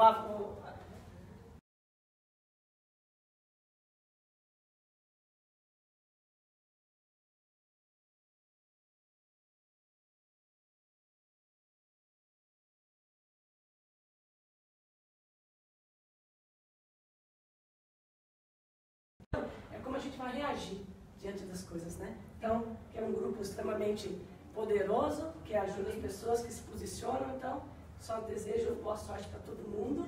E a gente vai se falando, vai se encontrando por aí. Obrigada, gente. Beijo, tchau, tchau. Só para falar, o açúcar, assim, outra coisa, né, que todo mundo fala e tal sobre o açúcar, é um tabu. Não tem como a gente entrar muito nesse assunto, porque é uma coisa abstrata, mas assim, o que eu posso dizer não é só as células, o termo correto não é célula cancerígena, é célula tumoral, né? Mas as células não são somente as células tumorais do corpo, do indivíduo, do paciente, que usam açúcar. Todas as células do nosso corpo, elas usam açúcar. Tanto as células saudáveis, quanto as células doentes. Por exemplo, a gente tem o nosso metabolismo por si só, ele é um metabolismo que precisa de energia, o nosso cérebro tem uma demanda energética muito grande e o aporte energético vem aí do açúcar, dos alimentos que a gente come, dos carboidratos e tal. Então não tem como eu falar assim, eu vou eliminar todos os carboidratos, aí você vai ficar sem energia. A sua célula vai querer morrer mesmo, porque daí você está sem energia. Mas é uma coisa muito abstrata. Claro, diminuir não faz mal para ninguém. Isso. Ajudou a gente diminuir o açúcar, diminuir o carboidrato, tá tudo certo. Nada muito assim, né? Porque radical, porque senão não dá certo, nenhuma dieta vai pra frente. Eu vou passar com a Deizinha, mascotinho, 29 anos. Fala. Boa noite, eu sou a Deise. Eu fui diagnosticada com 28 anos. Hoje estou com 29. Já terminei todo o meu tratamento. Também fiz quimioterapia, mastectomia radical, exame maxilar, reconstrução imediata, 25 sessões de radioterapia e concluí no final de junho. E posso dizer que tive remissão total. Então, até o momento, livre da doença. E concordo com muita coisa que já foi dita aqui. Gostaria de reforçar algumas coisas. Por exemplo, prevenção do câncer. Realmente eu acho que prevenção não seria a palavra. Tem como diminuir o risco com algumas atitudes que a gente pode tomar. Mudança de hábito. Isso, algumas mudanças para hábitos mais saudáveis. Porém, eu sempre fui uma pessoa muito, muito ativa. Meu marido brinca que eu quero fazer tudo num dia. Porque eu tinha, né? Hoje também tenho, mas muita energia. Então, eu sempre fiz atividade física. Há mais de 10 anos eu fazia atividade física. Corria. A alimentação sempre foi saudável, né? não fumo, enfim, não tenho sobrepeso, sempre fui uma pessoa muito magra. É uma pessoa jovem. Jovem. Muito jovem. Jovem. Então, assim, totalmente fora da casinha. Tanto é que quando eu senti, essa coisa também, palpação, eu senti no banho, eu também era senti muito... palpando, então eu não vou contra a Glória, porém, eu vou falar, é um depoimento muito, é uma coisa muito íntima sua. Eu descobri o meu tumor palpando. Aí eu, tem outros exemplos. Mas já bem que a gente falou. O que o Carlos não falou... Não, vale a pena ressaltar que... O que o Carlos falou foi perfeito. Foi, também não acho. Não é só a palpação. Você tem que fazer os exames, com certeza. Mas você tem um start. Sim. Mas eu fazia exame ali cada você já vai 6 conhecendo, meses, né? Porque eu tinha prótese, então eu fazia exame cada 6 meses. E fazia 2 meses que eu tinha feito. Então, eu não tinha... Só apareceu! E eu já tinha feito. Eu tinha feito há um ano atrás, e eu tinha uns cistos de leite, de água. De repente, de um dia para o outro, achei que minha mama estava inchada por conta da minha menstruação. E ele realmente estava lá um carocinho de ervilha, e eu sentia. Então, assim, eu senti passando creme, né? Então, acho que vale ressaltar porque você é jovem e você... O meu foi no banho, então, como você falou, eu acho muito importante você se conhecer. Então, apareceu ali, eu fui imediatamente no médico. No meu caso, eu tive que ser insistente, a chata, porque o médico palpou e achou que fosse benigno. E você é muito nova, não tem casos na família. Mais um ponto, eu não tenho casos na família. Então, assim, você é muito jovem, não tem casos, isso é benigno, mas vou pedir um ultrassom. No ultrassom, também, ele tinha as bordas regulares, não tinha característica de tumor. Então, ele falou, pode ficar tranquila. Ótimo. Fui terminar meus exames de controle, de ginecológicos mesmo. A minha sorte foi que o meu nódulo era muito próximo da pele, então eu senti ele crescer. E começou a doer. Então, como eu fazia muita atividade física, eu usava top e apertava aquilo, começou a incomodar. Então, assim, ali pra mim foi o estalo. Tá errado, vou atrás. Aí eu fui insistente, que procurei outro médico, eu quero tirar. Benigno ou não, vamos tirar. E com a biópsia detectou. E foram o quê? 6 meses até o diagnóstico. De 1 centímetro ele já estava com 3,5. Então, assim, é importante a gente se conhecer e ir atrás, insistir. Porque ninguém melhor do que nós para sabermos o que se passa com o nosso corpo. Então é isso, gente. E continuando, seguindo, acho importantíssimo buscar coisas que nos tragam felicidade. E continuo com os hábitos saudáveis que eu já tinha, acho que isso também é muito importante. A Dani. Oi, eu sou a Dani. Falando sobre essa coisa da prevenção, eu também, assim, eu acho que é importante o autoconhecimento do corpo, isso sempre é, consciência corporal. Eu sempre me cuidei também e eu, na verdade, fiquei desencanada um belo tempo, assim, até ser diagnosticada, porque na minha cabeça não passava a possibilidade de ter câncer de mama. Que é até uma coisa que eu fiquei pensando, como na semana que vem vai ter uma palestra lá na minha empresa, me convidaram para falar sobre isso, o que eu iria falar, porque eu não queria cair no lugar comum. Porque a gente é bombardeado de um monte de coisas, né, nesse mês do Outubro Rosa. Hoje mesmo recebi um e-mail do convênio falando dos fatores de risco, que eu não me encaixo em nenhum deles. Também não. Então, assim, a não ser ter tido filho depois dos 30, que quase todo mundo hoje também tem. Então, assim, a impressão que dá é que aquilo não é pra você. Não é. Porque você tá errada, não é? Sei lá. E na verdade, com todo mundo que eu converso, todo mundo que está no grupo, a gente sempre vê que é o contrário. A maioria não faz parte desses fatores de risco. Eu sempre fui saudável, sempre me alimentei bem, nunca tive problema nenhum de saúde, enfim. Quando eu detectei, na verdade foi no exame que apareceu o nódulo, a ginecologista ela também não levou tanto. Você volta primeiro pediu a punção. E na punção deu um falso negativo. Então eu fiquei muito tranquila. Eu falo, imagina, deu um falso negativo, não é nada mesmo, ótimo, mas volta daqui a 6 meses. Aí quando eu voltei depois dos 6 meses, que eu refiz os exames, aí uma outra pessoa que estava atendendo lá, que ela não estava viajando, falou assim, você acha que ele aumentou? Eu falei, eu acho que aumentou, mas até então eu estava bem desencanada, até ver a cara dela naquele momento. ela falou assim, acho que aumentou. Ela falou assim, então eu acho melhor você fazer uma biópsia. Foi aí que caiu a ficha. Logo na sequência eu comecei a prestar atenção, eu comecei a ver que um monte de informação sobre o câncer de mama começava a aparecer na minha frente, assim. Parece que tem um imã, né? Aí eu falei assim, nossa, eu tô achando, eu acho que vai dar positivo esse negócio, porque tá aparecendo muita coisa, assim. Exato, umas coisas assim. Eu tive na época, eu constatei, comecei o tratamento em outubro, só via outubro rosa na minha frente. Eu falava assim, gente, como pode? Tem um imã, Dani? A gente tem um imã. Então não sei, eu dei esse estalo, eu fiquei pensando, falei, meu, acho que isso aí vai dar positivo. E tem mesmo. Lógico, na hora do diagnóstico, acho que todo mundo concorda que é a pior fase, assim, você perde o chão total. Primeiro dia.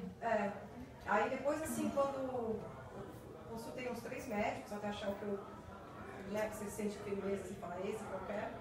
Aí depois disso eu peguei e fui, assim, falei, agora eu vou me cuidar e fui atrás de tudo. Tudo que eu podia fazer para melhorar, desde nutricionista, até porque eu acredito muito também na complementação das coisas. Eu amo a medicina, depois de tudo que eu passei, não tenho como falar que não, porque a fisioterapia praticamente me curou, porque eu fiz a quimio antes, então assim, eu praticamente não precisei fazer esse esvaziamento axilar, eu tirei só um quadrante, enfim. Mas eu também prezo muito pela medicina oriental e todas as coisas que não são, acho que uma coisa complementa a outra, você não tem que abandonar nada, você tem que integrar. Na verdade, a medicina integrativa está sendo super falada hoje em dia, porque você vê o ser humano como o corpo como uma coisa completa e não um pedaço só. Acredito também na questão emocional, acredito que, sabe, tem coisas às vezes que aparecem, você pode ser muito saudável fisicamente, mas se você estiver com a cabeça muito ruim, ou se você estiver passando por um momento muito difícil, às vezes, porque isso acaba diminuindo, né, a sua imunidade, uma série de outras coisas que favorecem o surgimento do câncer. Né? Então é isso, assim, então eu acho que assim, não é a coisa do fator de risco ou de prevenção, mas o que eu queria passar para as pessoas é que, tipo, pode acontecer com você. Né? Então, assim, à medida do possível que a pessoa pode fazer meus exames também, normalmente, tudo direitinho, mas aparece, assim, é uma coisa que é óbvia, se você detectar precocemente, você tem a chance da cura, né? Ou, né, da remissão, mas enfim, é isso. Muito bem. Quer falar? Ale! Bom, vai falar, né? Na verdade, assim, eu queria falar dois aspectos. O primeiro é com relação ao tratamento que todos nós passamos. Tem muito aquela coisa do nosso ser sentido. Tem uma anteninha ali que está sempre atenta. Eu acompanhava um nódulo benigno, eu tinha silicone também, e a prótese empurrava esse nódulo, e os médicos falavam que era benigno, que eu cheguei a fazer biópsia de alguns, com as mesmas características do lado, e era benigno, e eu fazia exame de 6 meses. 6 meses, e o médico achava que era coisa na minha cabeça. Até que eu fiz em fevereiro de 2015, em junho de 2015, em fevereiro de 2016 veio BIRAD 5. E assim, é engraçado que o câncer ele assusta, claro, né? Mas você entra numa esteira, você não tem muito tempo para pensar. Quando você vê, você já está no movimento ali, né? Tudo aquilo. E a gente sobrevive, a dificuldade que eu tenho hoje, e esse é um outro aspecto, é a retomada.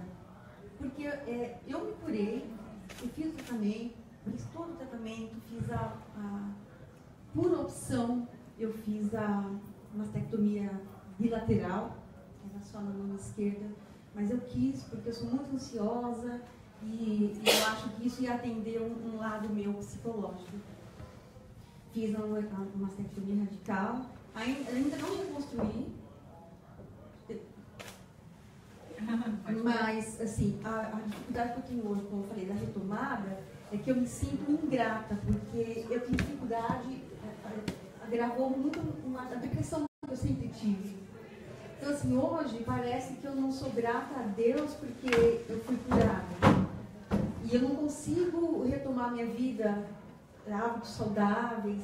Tudo que eu deixo de fazer, para mim, é um autoflagelo. Ai, poxa, hoje eu comi uma queijadinha, eu adoro queijadinha. Mas aquilo fez um mal para minha alma. Você não está não tá dando valor porque Deus te deu, sabe? Aquela coisa assim.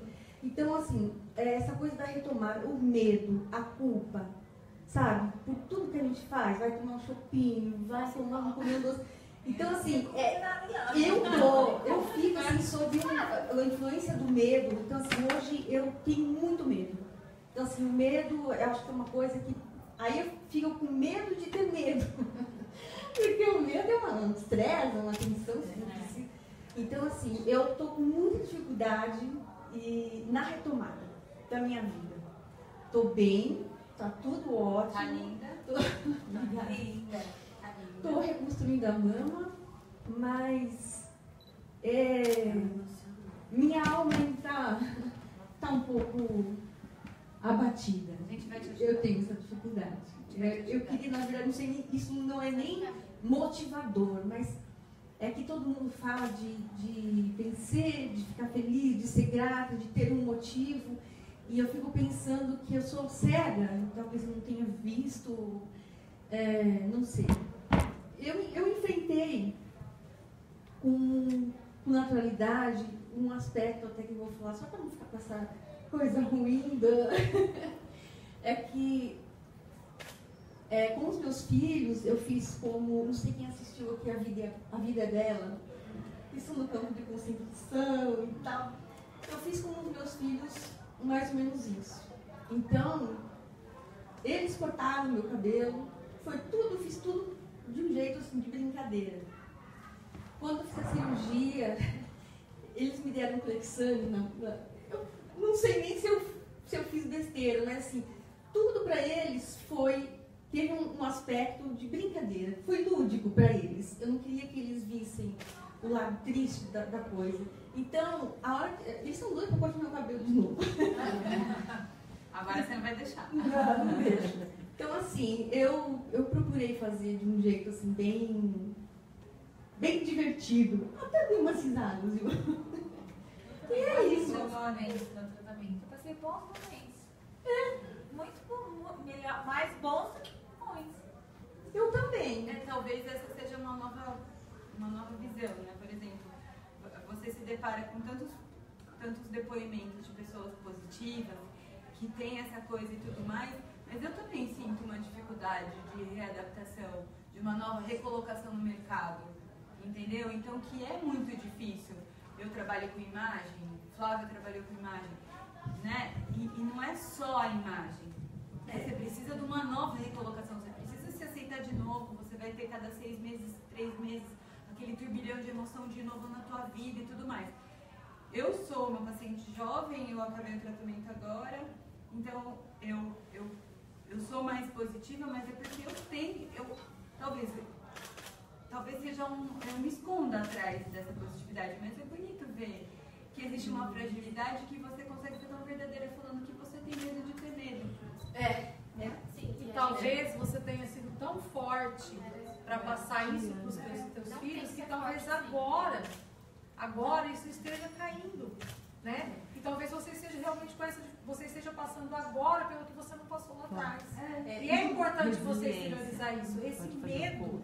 Porque muitas outras mulheres podem passar por isso. Vocês sabem disso, que assim, eu sou chocolatra, sumida no grupo, às vezes a gente brinca, né? E isso realmente para mim é muito difícil. O dia que eu escutei da minha nutricionista falar que eu tinha que comer um chocolate 70% cacau e que aquilo era delicioso, eu falei assim, sabe, com perdão da palavra, mas se eu tiver que comer isso, eu não vou comer nada, porque falar que um chocolate 70% cacau é a mesma coisa que um chocolate ao leite, nunca. Para quem ama chocolate, isso não é mesmo. Então, às vezes, eu também me culpo, né, porque por não conseguir. Até nesse momento, só que eu me permiti, durante o tratamento, eu coloquei na minha cabeça. Eu estou sofrendo tanto com tantas outras coisas, eu vou ter que me privar do meu chocolate, eu vou ter que me privar de uma macarronada, porque ela tem carboidrato, e se eu ficar fissurada, que isso vai alimentar a célula cancerígena, eu não vou beber. Eu não vou beber, né? Então a gente... Mas eu como assim, eu tenho que a gente faz um dia, porque já é mesmo, daí eu fico 2 dias sem comer. Essa minha é lindo.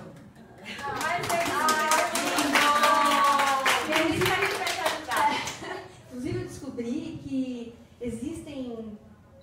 psiquiatras, né? Existe a psiquiatria pós-oncológica. Claro. Não simplesmente, não é porque eu preciso ter acompanhamento porque eu fiz a mastectomia. Não, a questão da quimioterapia mesmo. Mexe muito com a gente. Então, quem tem predisposição é complicado, né? É uma bagunça, né? Eu faço terapia desde o começo, quando eu disse, antes eu já fazia. Não, eu acho que terapia faz bem para todo mundo, independente do câncer, né? Eu vou passar para a Neide. A Neide não é do grupo das borboletas, mas ela é uma borboleta. A gente te põe. A gente só pode. Amei aqui vocês, entendeu? E assim, eu fui diagnosticada com 49 anos. Eu tenho 56. E assim, foi com 49, eu tinha um filho, né? Tenho, né?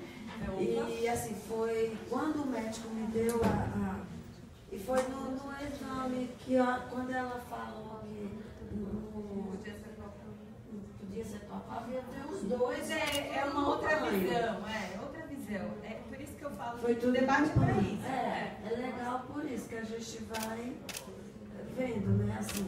Então eu tive 2 e foi assim, tudo tomando banho que eu descobri, né? E fiz tudo aquele processo, químio, rádio, ele só foi quadrante por conta disso, para sentir o meu tamanho do pedacinho de arroz. O meu também, mas estava no rosto depois. Né?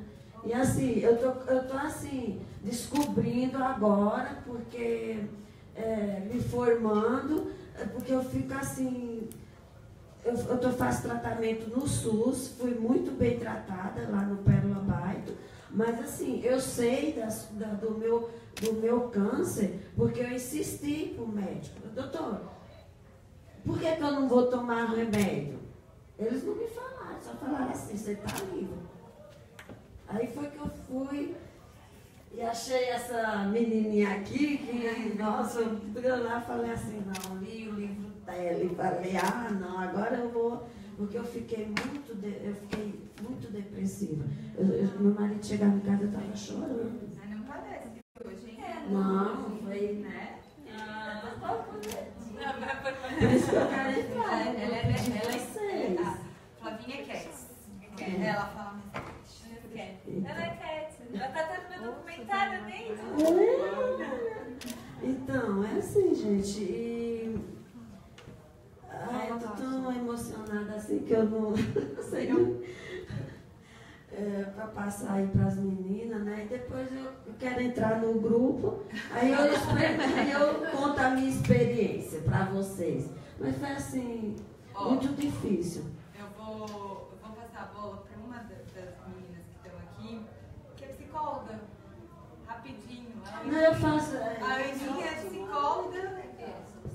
Ela é psicóloga. E teve também. Eu sou Ana Cássia Maturana, sou psicóloga clínica. Descobri também, como a Deise e outras meninas, o meu tumorzinho no banho, tomando banho. Foi uma surpresa, porque eu nunca tinha visto aquele negócio, né, na minha mão. Bom, aí eu já... Era um feriado, aí eu, sinalzinho de alerta, já na outra semana já fui atrás da minha ginecologista, que também teve câncer de mama, e ela foi me indicando para os médicos que ela passou, o laboratório que ela foi, enfim. Aí, estou aqui até hoje, fui em abril do ano passado, estou até hoje ainda na luta, fiz minhas 16 sessões de quimioterapia. Diferente das meninas, não sofri tanto na quimioterapia, eu me dispus a não sofrer, né? Então, eu falei, não, ela vai, meu médico já falou que esquece tudo que você sabe de quimioterapia, que já é tudo diferente. Eu tomei aquilo como correto, né? Então, não vou dizer que foi fácil. Mas não você acha foi que fácil. pela sua profissão, pelo aquilo que você estudou, foi mais aceitável? Não acho que é pela profissão. Não. Eu acho que é por mim. Porque é um domínio da mente? Não, a gente não domina tanto a mente assim. Acho que eu sou mais assim de Tô frente. perguntando, psicóloga. De frente, né? Assim, eu nunca fui de me deixar bater pelas adversidades da vida, né? Mas isso eu acho que é meu, pessoal, né? Independente da minha formação. Aí enfrentei, fui atrás. Também tem alguém falou aqui, não sei se foi a Deise, não dá nem tempo da gente pensar. Vamos de frente. E eu tinha mais medo da quimioterapia do que do câncer. Porque para mim câncer é curável. Né? Meu médico fala muito isso. Ana, mudou tudo. Ana, é tudo diferente. E tem casos que ele me conta que são coisas fantásticas fora do câncer de mama. Então eu tinha medo da quimioterapia. Aí ele falou, esqueça tudo, enfrenta a quimioterapia. Enfrentei. Ele falou assim, é vida normal. Não parei de trabalhar, diminui um pouco o ritmo, porque tive muitos exames, médico, meu oncologista via toda semana, eu tive queda de imunidade também. Cheguei a tomar 3 granuloquines por semana, em toda a químio. Né? Não tive dores horrorosas na coluna, não sei se é meu astral, meu médico fala, você tem a cabeça muito boa. Eu não tive baixa de imunidade nenhuma. Eu tive. Mas dores... Eu tive baixa de imunidade, cheguei a ter 43 neutrófilos no corpo. 37. Então, assim, isso me deixava mais cansada. Mas não parei de trabalhar, né? Enfim, continuei, fui em frente, fiz minha cirurgia, fiz minha radiologia. Achei pior a rádio do que aqui. Derrubava, a gente dormia, mas aquilo não parava, aquele cansaço. Falei, mas daqui a pouco passa. Meu mastologista sempre dizia uma coisa, e eu usei isso como mantra. Daqui a pouco é passado. E daqui a pouco. Tanto que eu paro hoje, penso tudo que eu passei, e falei, não é verdade. Isso não é verdade. Acho que eu não passei por tudo isso, né? Como é que eu consegui passar por tudo isso? Passei, estou aqui. Hoje eu tomo um quimioterápico oral, chama Xeloda. Tem uma novidade, e a medicina é fantástica, porque ela tem novidades a cada dia. E é porque quando eu tirei a mama, eu tinha ainda um resíduo do tumor. Então, hoje tem um estudo mostrando que o Xeloda aumenta em 10% a chance de cura em tumor residual de mama, qualquer tipo. O meu é triplo negativo, não faço nada. Metastático? Não é metastático. Ele é usado para metástase, mas tem um estudo japonês hoje novo mostrando esse benefício do Xeloda. Então, eu faço uso do Xeloda, já estou no 6º ciclo, são 8. Ele é chatinho. É triplo negativo? Triplo negativo. E ele... O meu é triplo negativo. Cada um é cada um. Mas o meu tinha resíduo. Eu não sei se tinha resíduo. Eu tinha um linfonodo inchado. Quando eu fiz a cirurgia, tinha uma microcontaminação, que meu médico falou, olha, micro, não é nada, né? A gente tinha tirado, enfim. Foi tudo muito bem. Foi sofrido? Foi. O que me segurou? Meu trabalho, meus filhos. Eu chegava no médico e falava, doutora, eu tenho 2 para criar, tá? Então tem que ser muito bem feito. Enfim, estou aqui, estou ainda com sintomas de químio, porque o Xeloda é um quimioterápico que não dá enjoo, né? Que é grande trauma, o enjoo. Mas dá uma síndrome mão-pé, que deixa descamando, sofre um pouquinho no pé. Acho que o emocional tem a ver com o fator que ajuda as células cancerígenas a propagar. O que eu aprendi? Como disse a Silvana, gente, pra quê, né? Eu aprendi a cuidar mais de mim. É muito pros outros, pros filhos, pro marido, sempre tentar fazer o melhor. Hoje, gente, eu sou assim, meio relax. Zen, é que eu tô falando. Zen. Não, isso eu sempre fui. Mas era assim, uma coisa que assim, a casa tá bagunçada. Eu estou reformando minha casa, pintando. O pedreiro faz 3 semanas que não aparece. Vamos pagar o pedreiro também, né? Deixa ele aparecer. Então é assim, o que eu aprendi, cuidar mais de mim. Não achar que eu tenho controle de tudo. Não tenho. Dos filhos, do marido, da casa, dos meus pacientes. Eu faço o melhor que eu posso. Mas eu não vou controlar não. E acho que isso eu aprendi muito bem aprendido.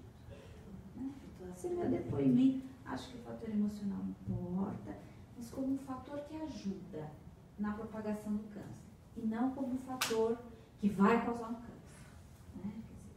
Tudo é multifatorial. Acho que o açúcar influi, a gordura animal influi, nosso ritmo de... Eu nunca fui de fazer exercício, nem pegou ainda o gosto?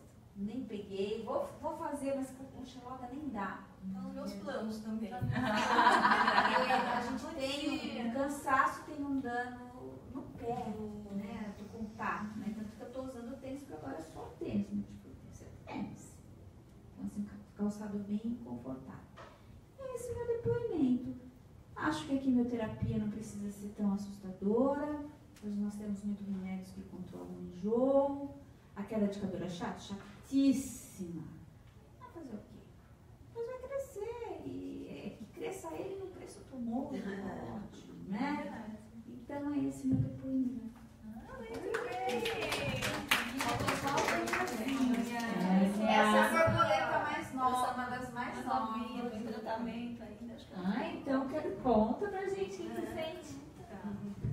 Bom, sou a Vanúzia, eu tenho 48 anos e descobri o meu tumor em junho, era um feriado de Corpus Christi também, ia viajar com a família e eu estava fazendo os exames. Eu fazia atividade física, tinha personal, corria, participava de corridas do Dia da Mulher, de corridas de Ibirapuera, era ativa já assim, fazia poucas coisas, mas há 3 anos que eu já estava fazendo bastante coisa e peguei gosto por corrida, essas coisas. Tenho 3 filhos, amamentei 3 filhos, não tenho nenhum caso na família e assim, não fumava, me alimentava razoavelmente bem, porque tenho filho, queria dar exemplo. Então assim, eu também não me encaixo muito nos casos aí. Né? E estava correndo e eu comecei a sentir assim, um pouco de incômodo na minha mama direita, mas assim, achei que era. Eu sempre tive muito problema de mama densa, sempre acompanhei muito, minha mama muito densa, grande. E a médica sempre falou, tem que acompanhar sempre, eu tinha nódulo de gordura, essas coisas, mas nunca nada de, nem imaginava, né? Tal, não achava que podia ser comigo, né?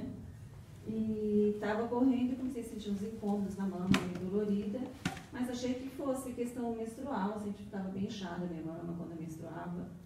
Aí a minha médica falou, quando eu fui na consulta, não, isso é questão hormonal, você tem muito problema hormonal mesmo. Isso foi mais ou menos em janeiro.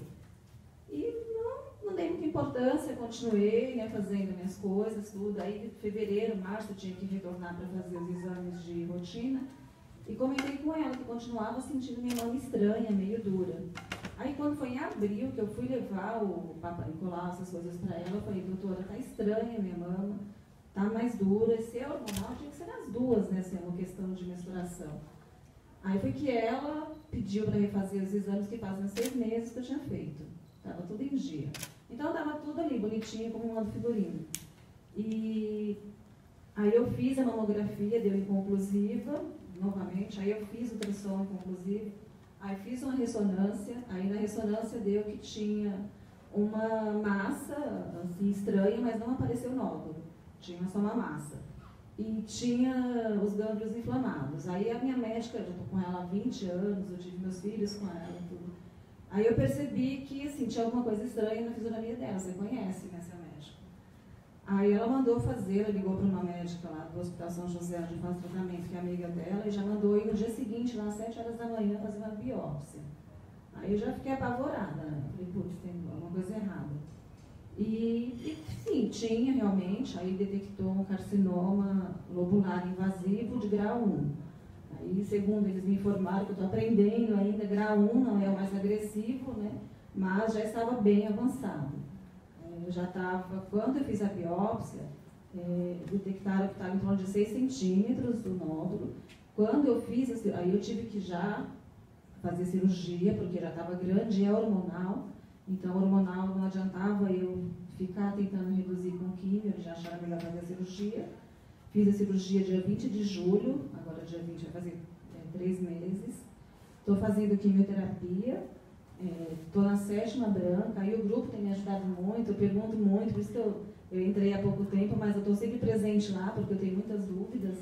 E todo mundo sempre ajuda mesmo. Então, por isso eu quis vir aqui hoje para conhecer vocês, assim, e agradecer, assim, pelo apoio, porque é muito bom mesmo. A Ana Cássia, a gente se conhece já há algum tempo, né? Então, assim, ela tem sido meu anjo da guarda, me ajuda muito, eu tenho muitas dúvidas, pergunto muito para ela. É meio de graça ali, né, a terapia. Não é fácil? Não sou, mas a gente... Então, assim, eu estou fazendo as químios, estou super bem, fiz químio sexta-feira e estou aqui bem, eu não enjoo, não tenho... Então, eu não estou tendo enjoo nem náusea, eu sinto um pouco de dores no corpo agora, né, assim, um pouco de inchaço. Eu fiz mastectomia da mama direita e fiz a cirurgia que eu fiz, né, que tem que usar tecido do abdômen, porque minha mama, além de ser grande, eu não tinha tecido para outra região para fazer a reconstrução. Então, eu tenho 2 cirurgias, uma na mama e uma no abdômen, que eu tive... Tem uma na mama e uma nas costas. Então, eu tenho essa do abdômen que me priva bastante hoje de fazer exercício, algumas coisas, mas mesmo assim, o médico já me liberou e segunda-feira agora, na semana passada, eu retomei as minhas caminhadas, mesmo com químio, e aos poucos eu quero retomar meus exercícios e seguir minha vida normal. E assim, como assim, desde o início a Ana tem me ajudado com algumas coisas, eu procuro fazer da mesma forma, né, assim, de não levar aquilo tão pesado, porque o primeiro momento é muito difícil mesmo, foi muito difícil, porque eu tinha todas essas coisas que para mim não era verdade que eu estava com isso. E em relação a meus filhos, eu fiz igual você, né, assim, eu procuro brincar bastante. No primeiro dia que eu tive que raspar o cabelo, foi um drama lá no grupo, coloquei, raspei meu cabelo, ai meu Deus, vou chorar, vou morrer. Mas não, aí respirei fundo, fui lá, fiz, aí cheguei em casa, meio assim, né, não deixei eles verem a princípio, mas depois agora eu brinco em casa, a gente brinca, o meu filho mais novo, eu tive filho já mais velha também, meu primeiro filho eu tive com 33 a 34 anos, então tenho uma filha de 12, eu tenho uma filha de 10 e um de 6 anos. E o de 6 anos, ele é palhacinho, aí ele brinca, mãe, você vai lavar o cabelo, não molha o cabelo. Assim, a gente começa a brincar, né? Então, assim, eu quase nem a peruquinha aqui, eu tô me adaptando ainda. Então, tô tentando levar da forma mais leve possível. E eu queria dizer que vocês têm me ajudado muito, né? Então, é isso. Estou ainda em tratamento, mas eu estou, assim, bem positiva, achando que tudo vai dar certo. Obrigada. A Nery é minha amiga, que veio aqui de ouvinte. O que você achou? Me conta um pouquinho no geral, o que você achou das mulheradas? Primeiro que, assim, parabéns, cada história, uma história mais inspiradora que a outra. E é um exemplo, né, de superação que, de fato, inspira tantas outras pessoas e motiva a buscar, a encontrar soluções. E foi assim, veio uma história que eu também tive uma história de superação, não foi um câncer, mas foi algo que eu também fiquei muito debilitada, porque eu era super ativa, aos 25 montei uma agência de comunicação, vim do interior do Paraná, fiz jornalismo, marketing, então abri uma agência de comunicação com 25 anos aqui em São Paulo. E em 2013 começaram a surgir alguns diagnósticos na minha vida, e veio síndrome de Crohn, veio tireoidite de Hashimoto, aí veio depois de um ano tentando identificar o que eu tinha, que eu não ficava bem. Antes tive endometriose, fiz cirurgia de endometriose, aí veio o lúpus e eu falei assim, como que eu vou aguentar tudo isso? Porque saber que você tem doença e que você vai ter que conviver com aquilo para a vida inteira, que aquilo não tem cura, é muito pesado. E aí depois veio o diabetes, e aí eu falei, eu não quero isso para mim. E foi em uma das internações que eu ouvi um médico dizer, ele falou assim, eu tenho uma conhecida minha, a esposa de um amigo meu, ela foi curada. E eu falei, uau, eu quero isso para mim. E aí eu comecei a me trabalhar Uma de vocês relatou o momento de se separar do filho. Eu tinha acabado de ter a minha fofura, que tem 2 anos agora. E aí eu falei, eu não quero. A primeira vez que eu me separei dela foi porque eu fiquei internada no hospital e ela foi com os avós embora. Eu falei, eu não vou mais permitir isso. Se for para eu me separar dela, vai ser porque eu escolhi viajar, porque eu optei em ir trabalhar e não por motivo de doença. E eu fui nessa toada, participei de cursos de inteligência emocional, tive aqueles momentos que eu falava assim, gente, eu não aguento mais falando em pensamento positivo. Eu tenho um vídeo que eu gravei muito mal-humorada, em que eu falava assim, olha, mas muito... Eu assim, no sofá, olha, eu tô de saco cheio de gente falando de pensamento positivo, para ler isso, para ler aquilo, nananana. E foi... Identificou. E aí, depois de um tempo, eu fiz uma imersão em inteligência emocional de 3 dias. E foi aí que, de fato, que eu me senti curada nesse momento. E o que eu posso deixar, né, de compartilhar com vocês é: tenham uma visão da vida extraordinária, do que vocês desejam viver, e trabalhem isso fortemente na imagem, seja uma imagem colada no quarto de vocês, seja no celular. Vivam isso que vocês desejam, porque tudo isso vai passar. E hoje, depois de toda essa reviravolta, né, e não o porquê e o para quê que isso aconteceu, que de fato o para quê te leva para o futuro, te leva a ações, eu trabalho com coaching para mulheres, eu ressignifiquei várias coisas na minha vida, minha relação com Deus, enfim, uma série de coisas, e hoje eu trabalho com coaching para mulheres, inclusive, sim, inclusive, se assim desejar, gostaria de presenteá-la, porque sim, a gente pode mudar essas chaves, virar essas chaves, e você tem muito a brilhar, e eu gostaria de presenteá-la, porque a gente pode sim virar chaves.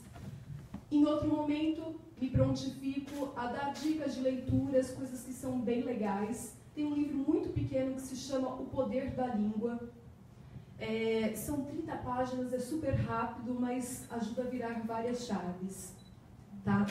Então, é um prazer.